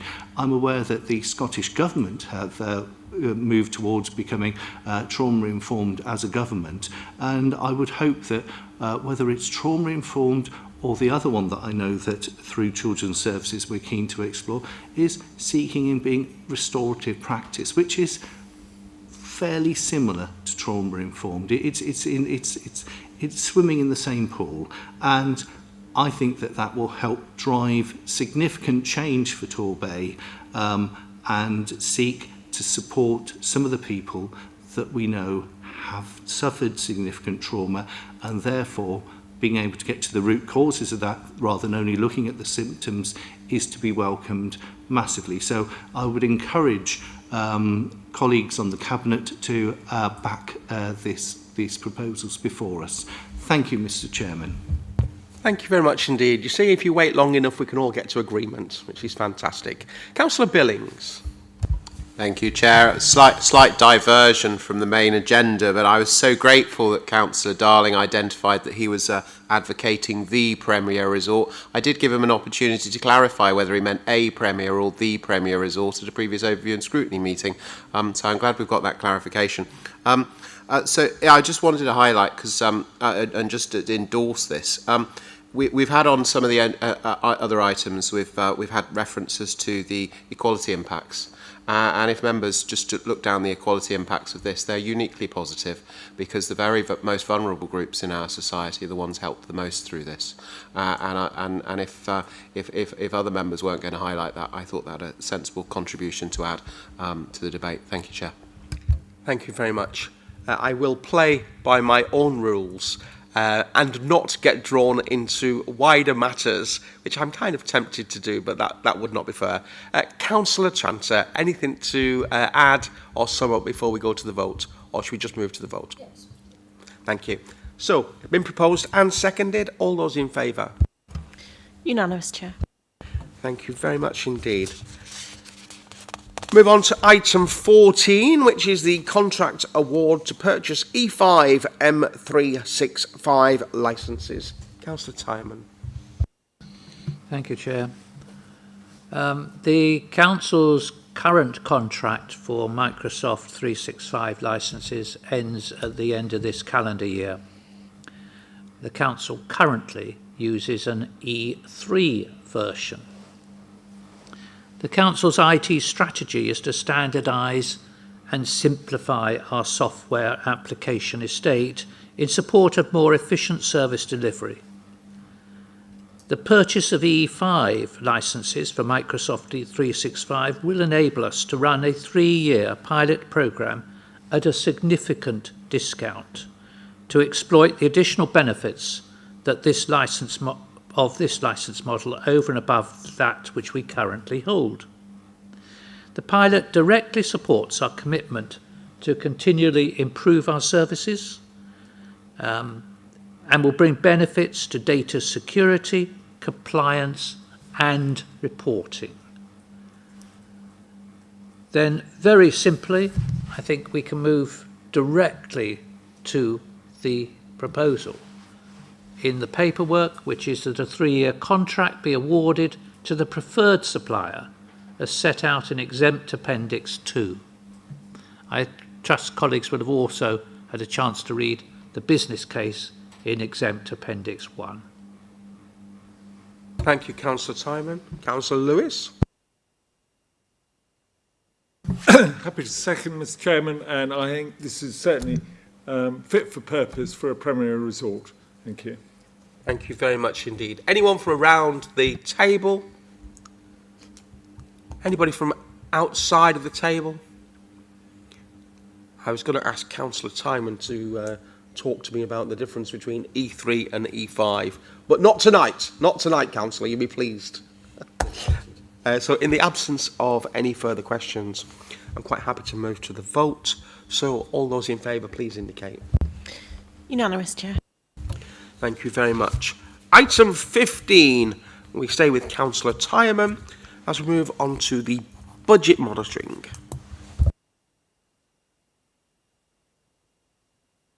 Thank you. The budget monitoring report here for Q1, and although it looks at what's happened in Q1, it also encompasses predictions to the year end. So it's what's in here is a reforecast of our year end position based upon the knowledge of what's happened in Q1 and officers looking forward and anticipating what might happen in the following 9 months. This report has been taken to overview and scrutiny, and it shows, as colleagues will see, a 1.5 million overspend forecast at this point in time. The areas of overspend are predominantly the same areas that were overspent in last year's actual situation. At the moment, we do not have an offsetting credit, not of sufficient size, within the finance division to offset the overspend as we did in the previous year's Outturn report. However, the position across all these overspend areas is being looked at to see what can be done to mitigate the level of overspend, and we are hopeful that it will be brought under control going forward. So basically, here all we are required to do at Cabinet is to note the position. It's not a decision, it's a noting what the current position is in the Council's finances. And then we have another couple of points in which we are going to recommend to Council that they add a couple of, well, 5 items into the forward plan. 4 of those are items to do with capital expenditure. They are all items in which there is a substantial amount of external funding coming in through the Council, which is enabling us to allow these projects to go ahead. Colleagues, you would have seen the detail. I don't need to go through these. Much of them will be well appreciated by our communities, but in terms of the improvement of sports facilities and travel throughout the Bay. The other aspect that we wish to take to Council, recommend to Council, is that the Council is prepared to underwrite some expenditure for Coombe Pafford School if it is so required. The report identifies that Coombe Pafford School is seeking external funding, but at the moment is slightly short on their capital project and wishes to have certainty that it can go ahead, and has approached us looking to see if we can underwrite it.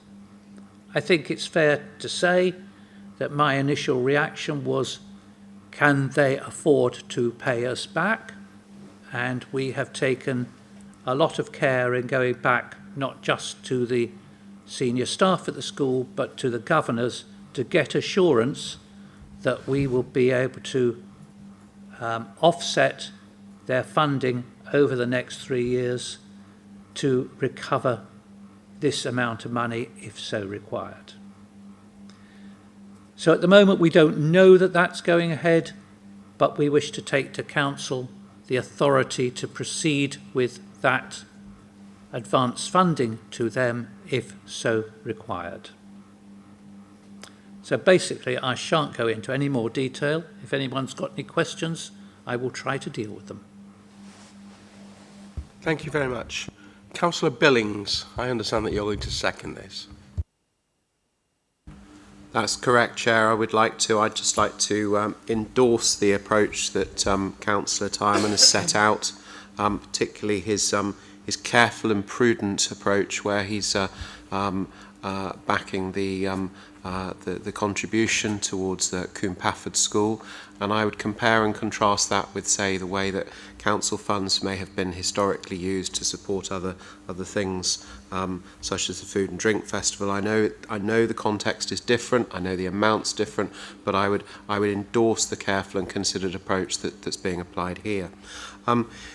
Talking more widely, because this is mainly a performance against budget, the way it's presented is a little, you have to humour it slightly, but if we were to look at point 4.20 of the report, you would see the £1.6 million positive variance because of the monies that we have sitting on account that haven't been spent on capital projects.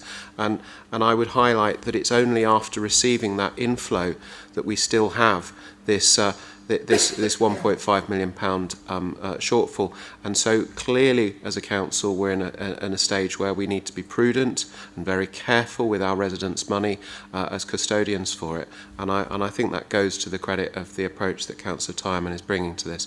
So yes, I would like to second this, Chair. Thank you very much indeed. Let's just move outside of the Cabinet, see if there's any questions on this at this point. Councillor Long.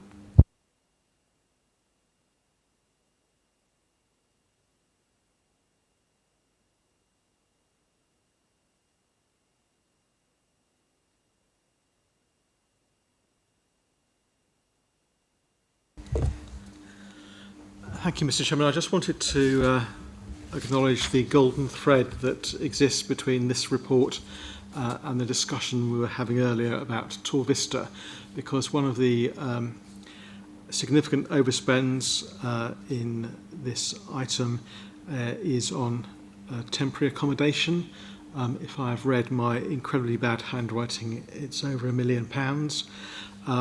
And essentially, what this meeting has done today is essentially to take the foot off the accelerator in terms of affordable housing. And if you take everything about decisions not being made about the future of TorVista, etc., until December, and then the Christmas New Year break, it's essentially going to be a year until this council decides what it's going to do about affordable housing, by which time housing associations, etc., may be focusing elsewhere. So I fear it's a real opportunity, and that overspend on temporary accommodation is going to continue with the effect on the people involved. Thank you. Thank you, Councillor Long. Anybody else from outside of the Cabinet? In which case I'll move to Councillor Bye. Thank you, Mr. Chairman. And just very briefly, I do want to support this, and particularly the potential expenditure and support for Coombe Pafford School. I think we've supported Coombe Pafford School in the past. I'm very pleased to see that we may well be supporting them again now. Thank you. Thank you very much. Anything to wrap up with, Councillor Tyman? I think I'd just like to make one comment following up from Councillor Long's statement to do with affordable housing.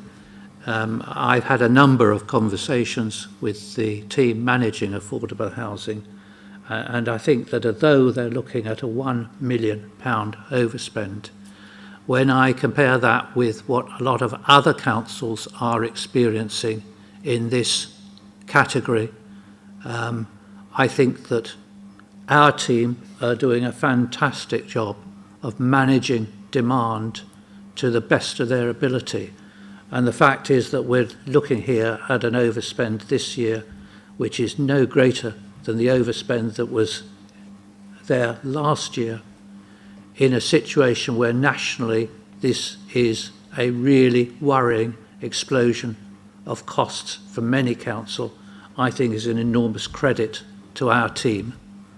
So it doesn't affect really what's said, but I thought that I should just say that. I think they're doing a fantastic job, and it is certainly something that I am paying a great deal of attention to, talking with Joe and with Tara to look at other ways in which we can help bring this cost down.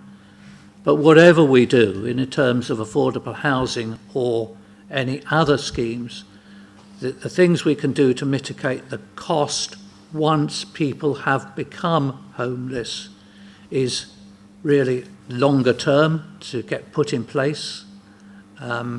It's not going to have much impact upon this year's overspend, which is reflecting the position that was occurring last year.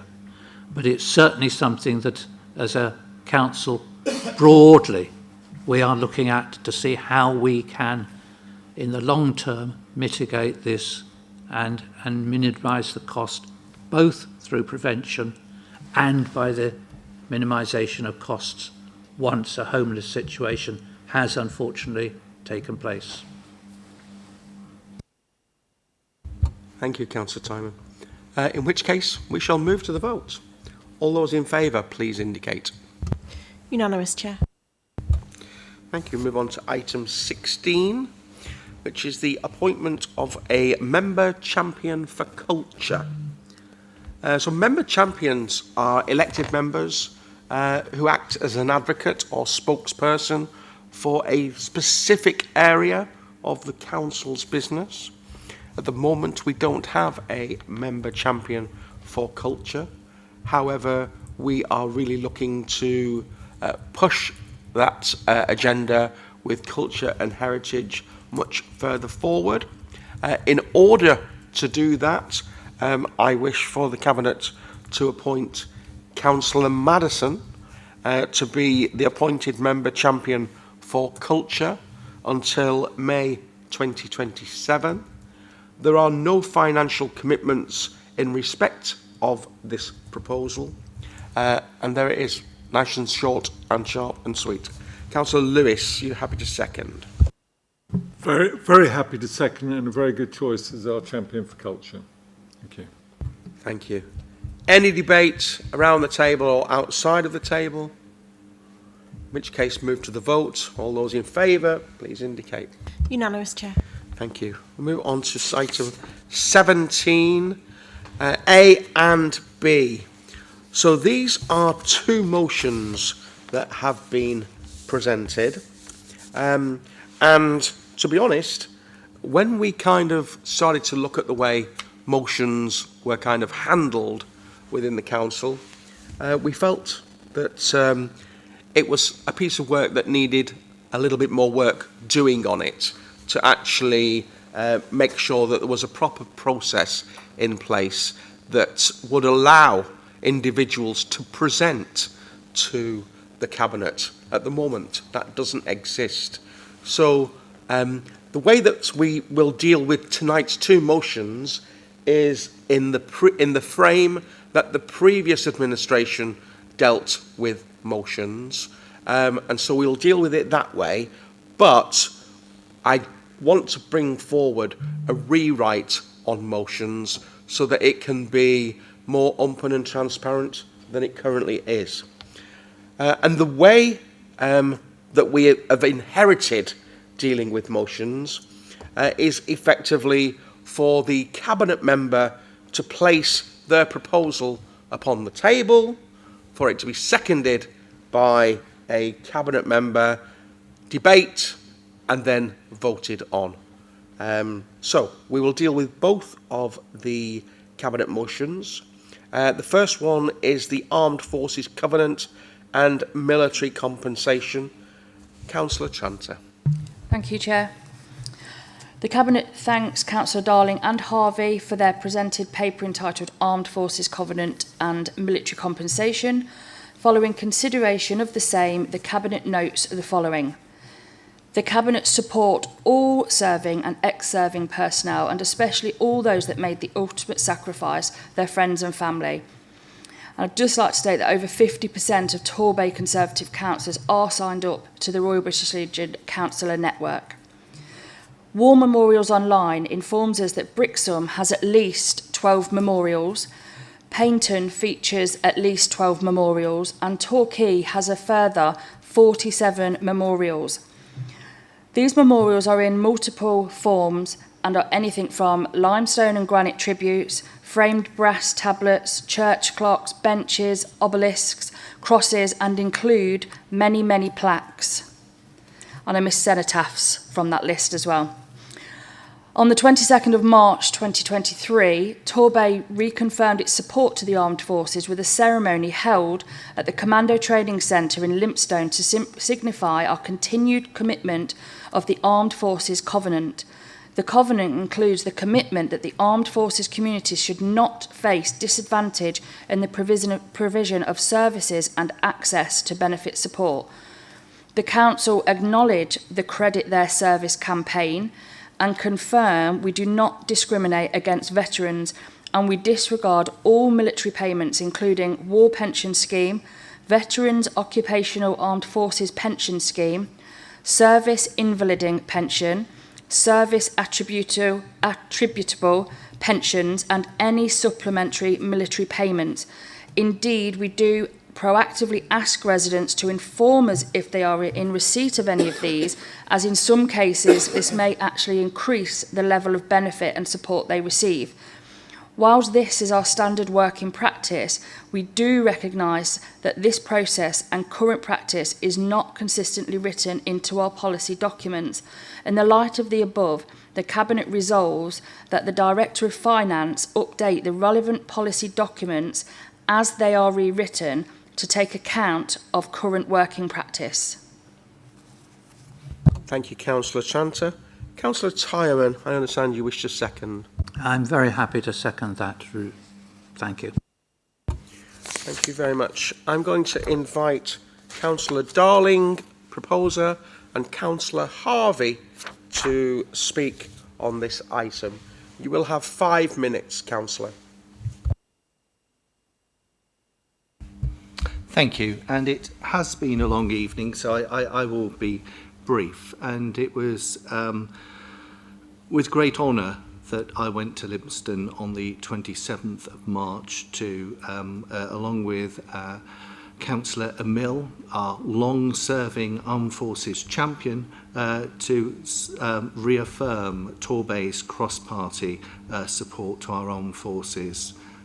I think it's sad that the Cabinet member, Councillor Tranter, has politicised this by saying who has signed up as an armed forces champion or not. Sorry, not champion. I have signed up in respect of, and I know other colleagues in opposition have signed up as a supporter of the Royal British Legion. But I think it's sad that the Conservatives has chosen to politicise this, Mr. Chairman. I'm also extremely disturbed that there were 2 elements to this. The first one in respect of Disabled Facilities Grant, and I am shocked that you and your colleagues in proposing this have not mentioned Disabled Facilities Grant. And it sounds as if the local authority are going to choose to be willfully blind to disregarding that. I hope I'm wrong. Please tell me that I'm wrong, but it appears that this local authority is choosing to choosing to be willfully blind to that as an issue. That can be significant sums of money if you need significant change to your dwelling to make it accessible to you. And to be able to then have to take account of people's compensation is actually a complete travesty of actually what these monies were given for. So I hope that I'm misunderstanding the proposal before us this evening, and I would welcome some feedback on that. Part of our proposal was also in respect of making sure that we acknowledged something that I don't believe that we have, is acknowledging those who served for national service between from 1947 to from 1947 to 1966, I believe. And we have, when you look at the southwest of England, we have the highest number of former armed forces colleagues in the southwest compared to any other region in the country. So I think that it's important that we put up a plaque to acknowledge the service of those. From what the recommendation is before us this evening, it appears that the colleagues are choosing not to do that. I hope again I'm wrong. I know that Liberal Democrat-led Portsmouth have put this forward, so it's cross-party, and I think it's important that we're inclusive and cross-party in acknowledging the service that was given in respect of national service. So I would welcome some clarification on those two items. Thank you, Mr. Chairman. Thank you very much indeed. Councillor Harvey, you registered to second this one. Thank you. Welcome to the table. It's been a long night for you.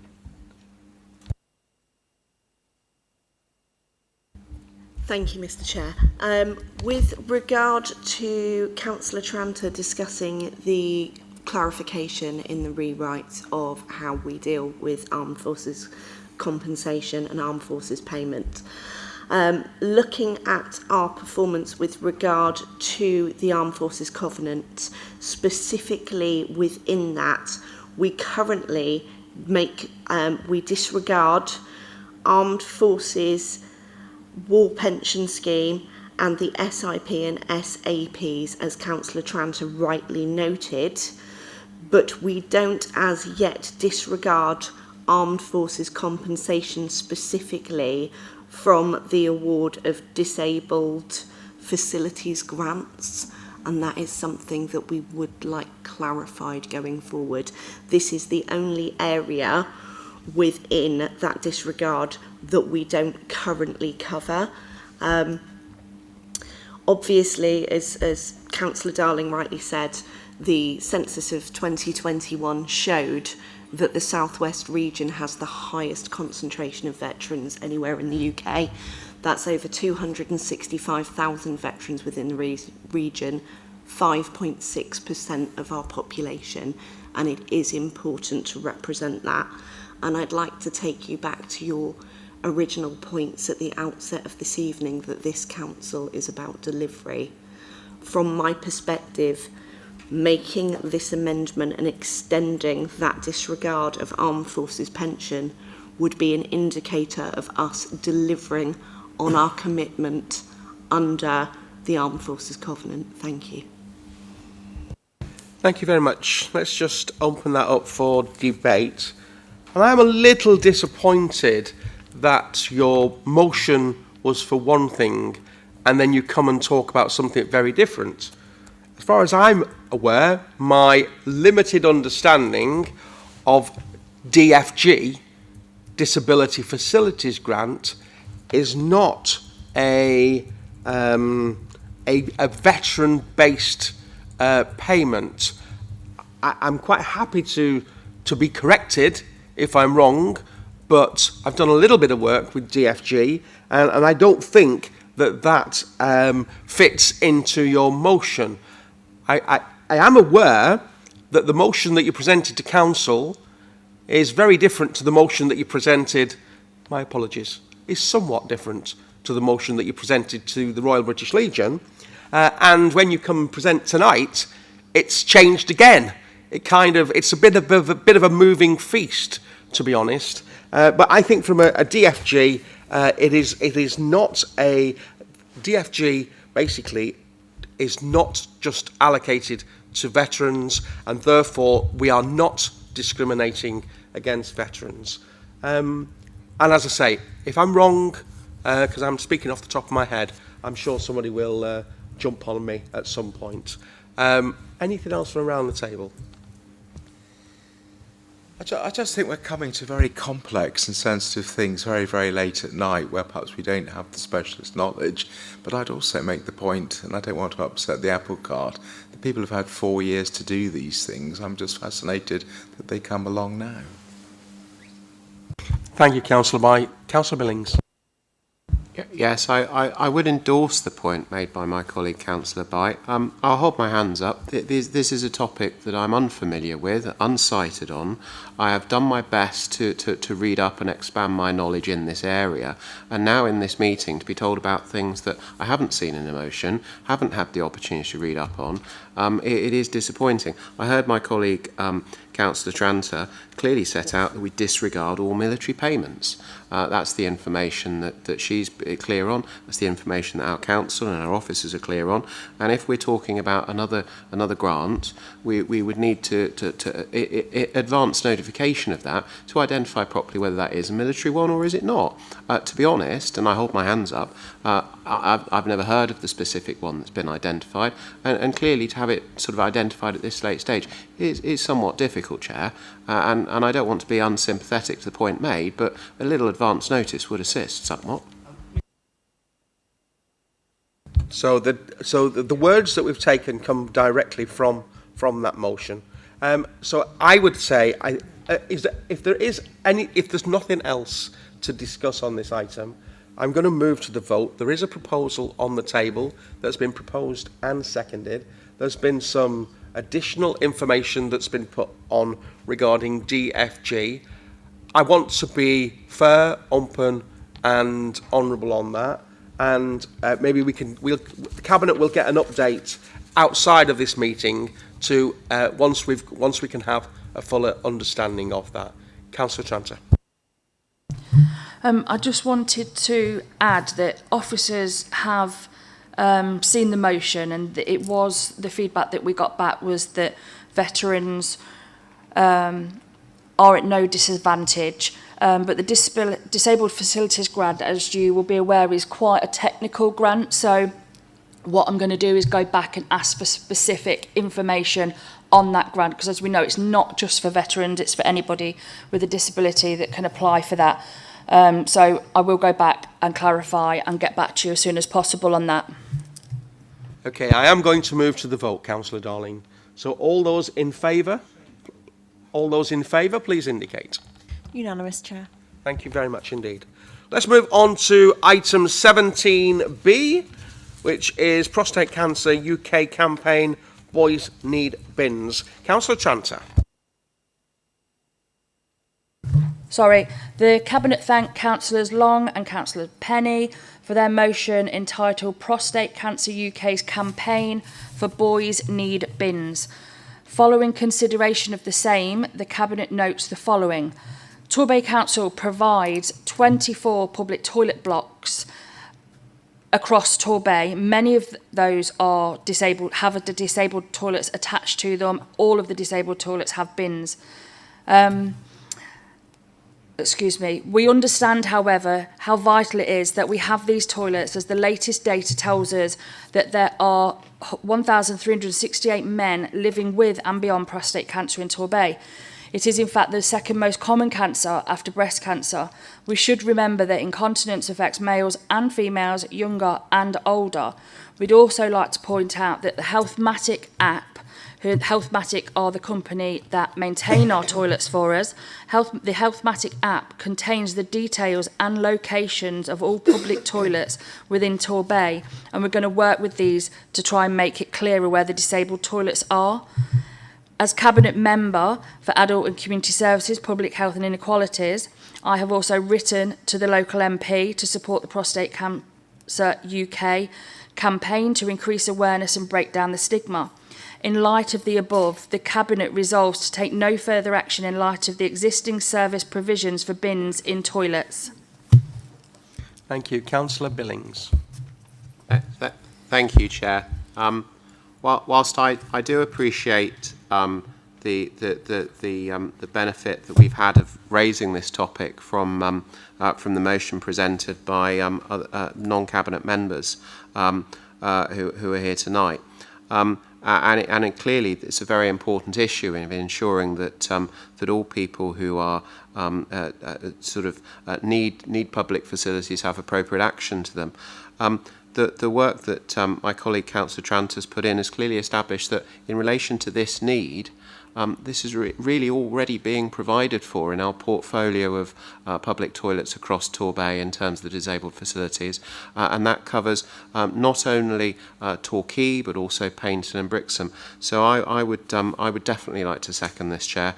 It clearly is an important issue. It's one that we're working on to make clearer in terms of some of our signposting, but I see at this stage no need to take any further action and would second the motion, Chair. Thank you very much indeed. Councillor Long, you proposed, so you have 5 minutes.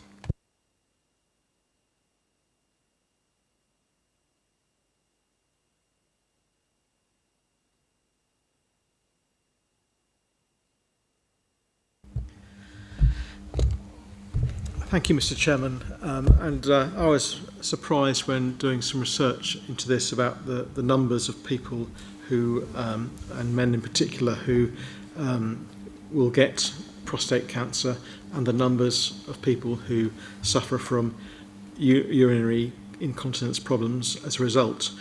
One of the benefits for doing what is proposed in the motion is that people might feel more confident about getting out and about, and therefore there might be more beneficial income for our high streets to have people feeling that they can go out, and maybe even more income for our car parks and for our healthmatic toilets as well as a result.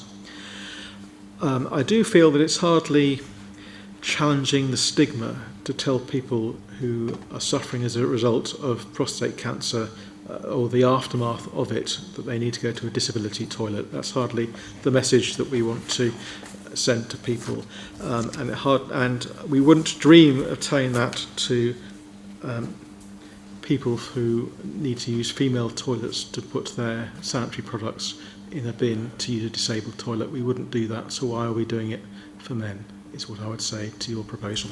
Thank you. Thank you, Councillor Penny. You seconded the motion, so you also have 5 minutes, sir.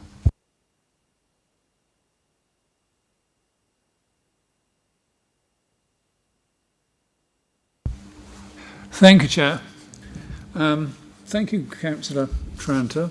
First time I've been disappointed, but never mind. That won't be the last, I'm sure.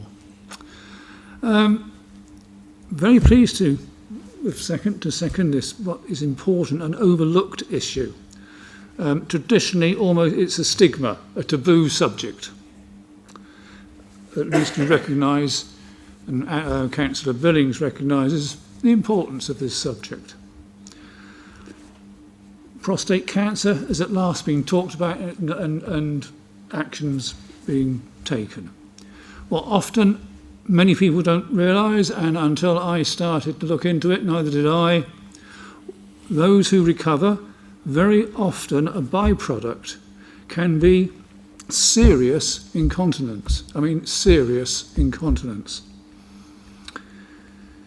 The Boys Need Bins campaign is about raising public awareness, partly through the MPs, and thank you, you've written to a Member of Parliament. We have 2 Members of Parliament. I hope you write to both. Because we do need their support. Because it's a taboo subject, it has stigma, we need to remove this stigma. That's how things change. It's the whole public ethos begins to change. I am old enough to remember seat belts. Everyone was against seat belts, but eventually, after a year or so of newspaper articles and TV, etc., the whole population began to shift. What a good idea. And the law came in. Boom. Excellent. Just like that. The reason I'm really here, there are 2 reasons. One, having done the reading, I've now done my checkup. and I'm very pleased to have done my check-up, and I will be taking further action very shortly to protect myself. And that's all I'm going to say on that subject. There are 3 reasons why. Firstly, those who suffer from this are reluctant to go out and play their full part in society. They don't want to go out, they're afraid to go out in case of what may happen. A loss to society. We have, I believe from an earlier item this evening, 27% of our population in Torbay are over 65. I am told, I have read it, 1 in 3 over 65 UK suffer urinary incontinence, and 1 in 25 over 65 of bowel incontinence. Not nice. Secondly, there's a great feeling of embarrassment. You're wandering around with your pad and you can't find somewhere to change it. And if you do change it, to actually get rid of it, you have to carry it around in your pocket till you get home, or even worse, you find a public bin and put it in there, which I'm sure, now that Lincoln Sargent has just left, he'd be very pleased to hear. Not nice at all. And thirdly, there is a horrible feeling of isolation. You can't talk about it. You feel very alone. It is not nice. It is not nice. It seriously damages the mental health. No question. The whole character changes. You're unable to contribute as you wish and to interact with a measure of dignity. That's why I'm here. Incontinence arises, of course, through other reasons, not just prostate cancer, and, as already been, I'm pleased to hear, men and women. I did actually remember to put that one in. It's a serious issue to be addressed and recognised as such. And this motion makes... 30 seconds. Thank you. This motion makes an important, positive step in that direction. And therefore I do urgently ask you to reconsider your proposal and to support both 1 and 2 sections of this motion. Thank you. Thank you, Councillor Penny. Councillor Tranter.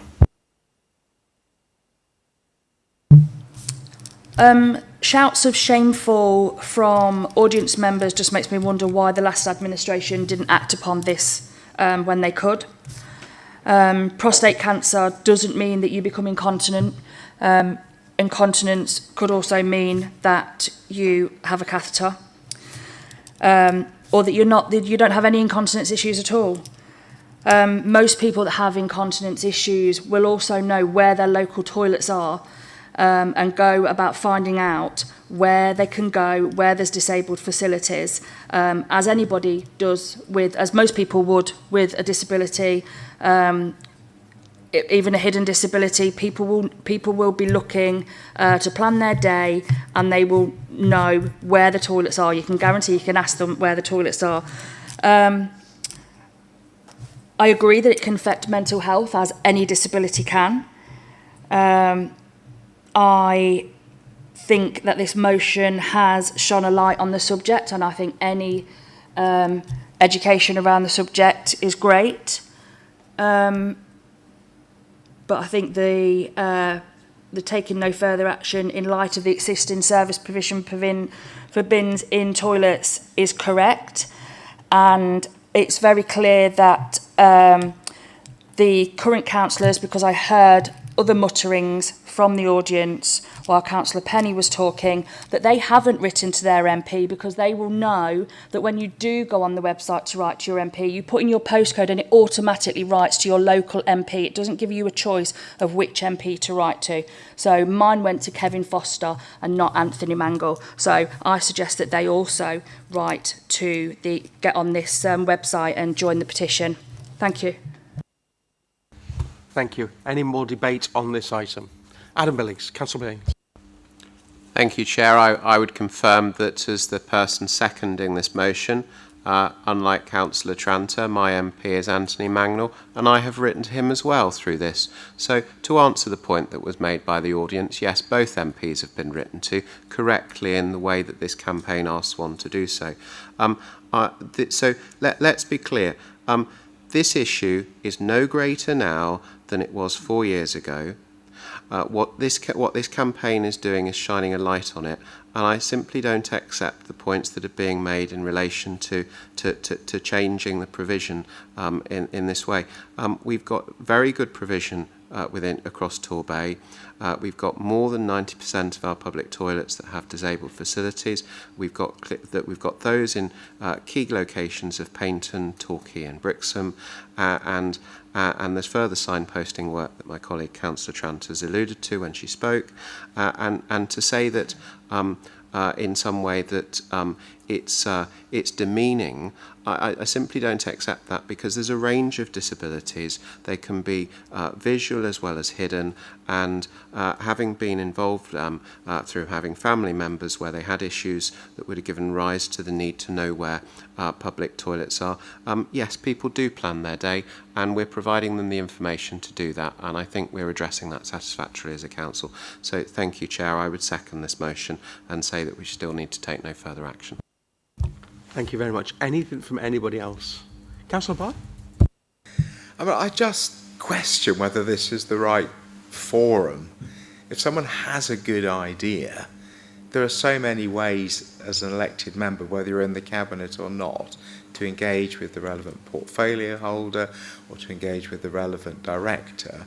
I actually want to pay tribute to Councillor Tranter, who she's been like the star of the show tonight, and getting through really big items that are hugely important for everyone in the Bay, and then has given up an awful lot of time and energy working with officers to come to a response. I think trying to take what may seem like a very good idea as a motion at the tail end of a cabinet meeting, then kind of getting a response and it becoming a slightly adversarial conversation. I think overview and scrutiny is actually the best way, or to go to the portfolio holder or to go to the relevant director and see if we can find a way forward.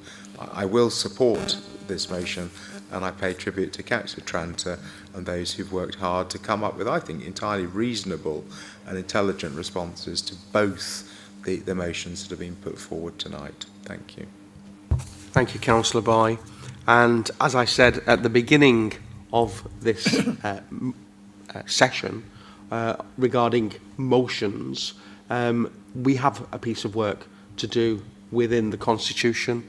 At the moment, it depends which part you read. There's a few bits and pieces that need resolving.